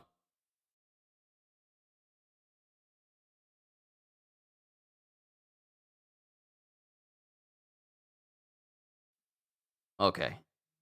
My doctor bugs me about my diet. I'll live the life that I want. The succession battle has started and 3 of my siblings are already dead. No matter how it ends, what matters is you enjoyed it with us, you actually kept up. Of course. When I start something, I like to finish it. Especially if it's a manga series. Yeah, I'm in it for the long haul. The succession battle has started and 3 of my siblings are already dead. I see. My brother Natsubi was the one who survived his battle. You gotta do it now. Guardian spirit beasts are the key to this battle. Do you know anything? No idea. Second-rate nobodies are never told nothing. What about superpowers called Nen? Never heard of it, but some of the youngins use weird powers. I'll ask around. They say all things come to those who wait. My brother used that strategy to survive. I'll look up what happened back then. How long will it take? It might take some time. There's conflict below deck with lots of casualties. All right. Just be patient. I'm counting on you, father. And he just walked away calling him father. And then we get, Henry. Yeah, Henry coming up. This is more serious than we thought. The new Haley boss is quite crazy. It's a massacre. Yes, sending her people everywhere to kill. I don't understand why. Several of ours and many from Sha'ar have been killed. We should crush Haley first. The spiders weren't the problem. They're helping us. Are you sure they're not making stuff up to get to the hideout? No changes. Keep searching for Hisoka as planned. We need to control the spiders. That is a wrong way to look at it. Because if the spiders figure they're being manipulated, they gonna kill you all. Keep searching for Hisoka as planned. We need to control the spiders. Yes, sir. So you're positive he wasn't in Tier 4? We went over it with a fine-tooth comb. Then give the spiders permission to search Tier 4. Go look for Hisoka upstairs. Are you sure? It's fine. While you search for Hisoka on Tier 3, kill Morena Prudo, the Haley boss. Sakuro! Lynch! And it has two individuals with swept over hairstyles and fancy looking clothes, one dude and one lady. Reboot the manhunt? Yes, Tier 3. We have more targets. Ouch. I'll need more units of blood. Oh! Let the feud begin. Crush Haley. And then we see soldiers just walking up and down the stairs. And it's Henry. It's Henry with those same individuals, including that one girl and the one guy that has IV bag. We're going up. A fight? Good luck. Yup. Tier 3 has calmed down, but Haley is on a rampage. Do something about it, and soon. Who do they think they're asking? The soldier's motivation is proportional to the tier. We're starting at one end to flush him out? We're starting at one end to flush him out? Yeah, thankfully there's not as much traffic as on Tier 4. Where should I do it? It's my own ability, but I'm not looking forward to it.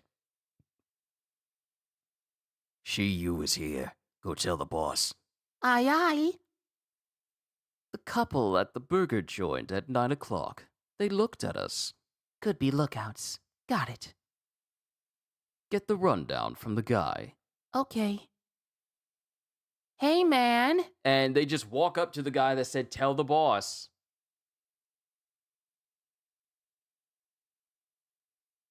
They just walk up to him. Oh, this is about to be bad. Mind if I ask some questions? Oh, sure thing. But that guy behind you seems to have some beef with you. And it's showing a person just walking up to... What was their names? Sakuro and Lynch. Walks up to Lynch, and he's just smiling, whistling, and then he slashes Lynch in the throat. And the dude's all like, oh no! It's not like a moment of like, oh no, this is bad! It's all like, oh! Like Pikachu shock face. And then his neck starts bleeding. And then, while Sakuro is looking at Lynch, she gets kicked by the dude at the burger joint. And suddenly there's a commotion. And then the dude that slashed Lynch in the throat, they're basically just standing there, just looking at, just smiling and whistling, while the other guy is steadily eating his sandwich. You sure you can afford to pick up girls? Your friends will die. Worry about yourself. Shouldn't you go back? Just take me to your boss, then I'll spare your life. Too bad, Mr. Mafia. The soldiers can turn a blind eye to a fight in the food court for 5 minutes tops. If you hurt a civilians in broad daylight, they'll have to arrest you, even if they're in bed with the Mafia. You should run, Mr. Underboss. Power to the people. They didn't list themselves on the Mafia member files. So this killing spree is for the sake of fighting alone. It has nothing to do with Turth or money. Your boss breaks too many rules. Tell her to bring it on. And then we get back to Sakuro. And she is just laying on the ground. And then we got the dude with the sandwich who just tosses away his drink. First of all, you just wasting food. So, you're Shiyu, right? You're Shiyu, right? You answer my questions. Shouldn't you help your friend? And the very same person that Oh, sorry, I got the names confused. Lynch is the woman, and Sakuro is the dude. Lynch has apparently bound up the guy that slashed him in the throat using his own blood, and it basically is wrapped around him like binding him. It's literally just coming out of his neck, and then it lifts him up into the air, and then slams him onto the ground. Thanks. Takes a lot of nerve to cut myself. Sakuro Custard, Manipulator, Shiyu member, ability. It's a bloody small world, Bloody Mary manipulates his blood at will. The IV line is both practical and a limitation. You guys are Haley? How many of you are there total? And Lynch punches the dude. She punches the truth out of him. I'm sorry. Punches the truth out of him because she punches him and a voice comes out of his body saying, "We got 23 people." What the? The voice came from my body. How many with abilities? Tell me what they are. And she starts beating up on him. She's literally beating the truth out of him. I don't know how many. The boss gave us abilities, but there are conditions for activation. Killing people increases your level, and abilities activate upon reaching level 21. And the dude is just being beaten up while the truth is literally coming out of his body. Oh, that's a dangerous Nen ability. What are your Nen abilities? What are your intentions? And do you have a Nen ability that's particularly dangerous to us right now? That's a dangerous Nen ability. And I thought Sir Aidenich had a very, very dangerous one. Being able to punch the truth out of people, out of a whole bunch of Nen users, so you can reveal what their abilities are, and they can't resist it. But he just gets floored. So weak. You don't got Nen? Hey, get up!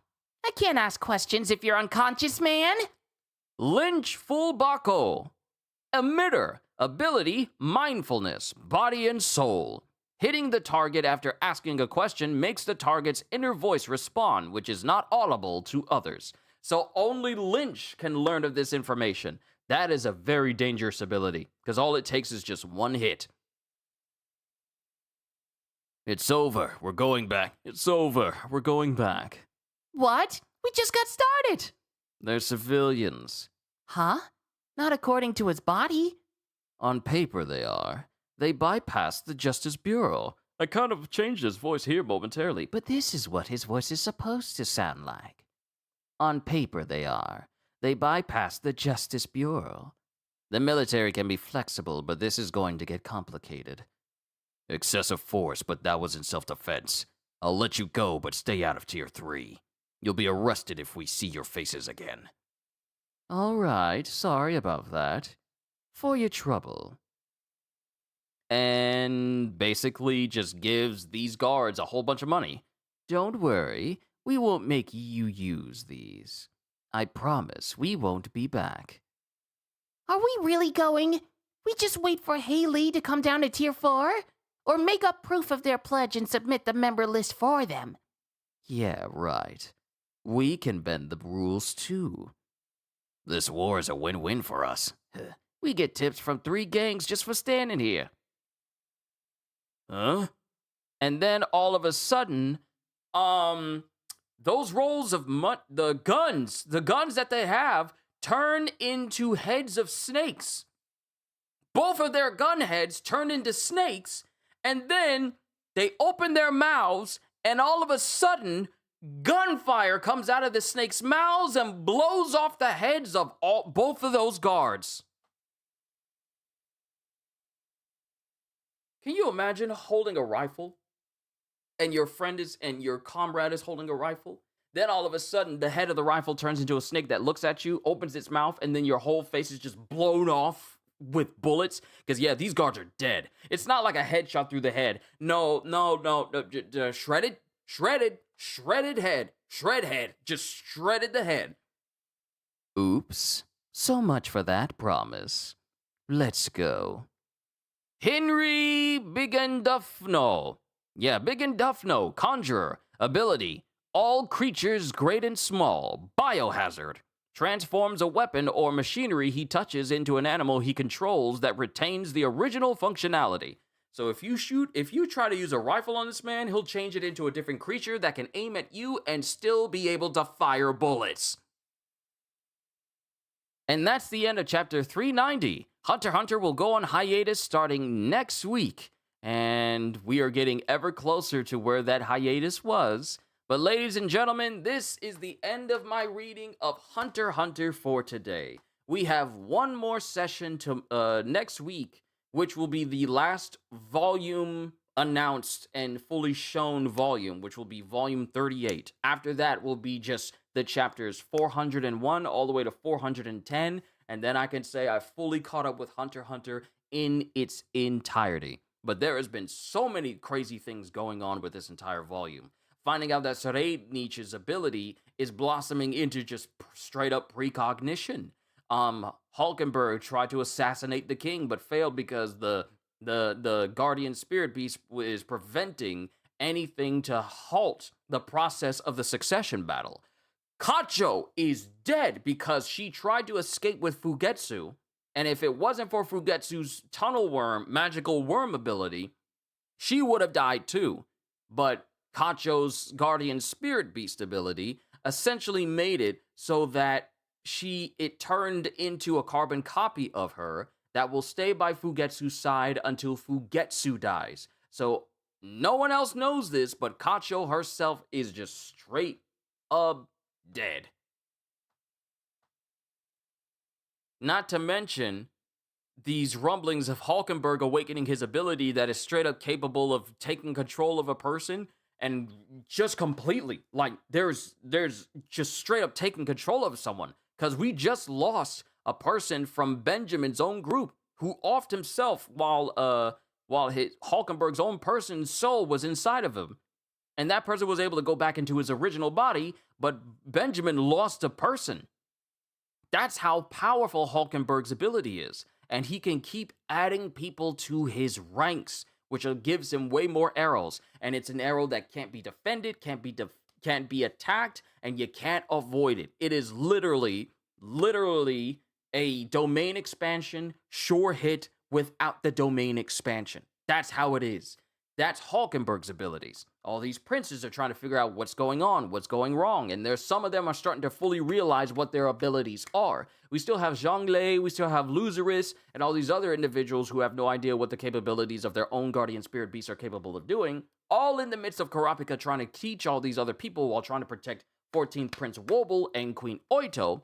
All this insanity, the Phantom Troop still looking for Hisoka, enlisting the help of the Mafia, and the Mafia thinking that they're going to use this opportunity to keep the spiders in check, forgetting that you don't mess with the Phantom Troop. So there's only a matter of time before the Mafia pushes the wrong button, and then Phaeton, Finks, and Nobunaga are literally just going to wipe the floor and just wipe out the entire group. It's only a matter of time. This war going on against the Heili and the Shiyu, that's already begun as well. All these killings that are happening on all these other floors are ruining things for the other Mafia bosses. So there's already a war going on right now, completely separate from the princes' battles. There is so much going on. It's insane. But we are getting closer and closer to fully catching up to Hunter x Hunter. And I actually wonder where the story is going to stop. But I can't wait to get to that, and I will see you guys next Thursday, and then the final Thursday after that will also be the last day of April before we see what happens then. Other than that, I'm done for today. Well, I still got to do the newest beginning after the end chapter, which I'll do directly after this, and then I'll get that uploaded to the Patreon for you guys to enjoy. But other than that, hope y'all enjoyed. Can't wait to see you all in my next video. Like, comment, and subscribe if you haven't already. Even consider supporting me on both membership and or Patreon because I am always looking forward to entertaining you. And because I know you're coming back anyway. Have a fantastic day, and once again, as always,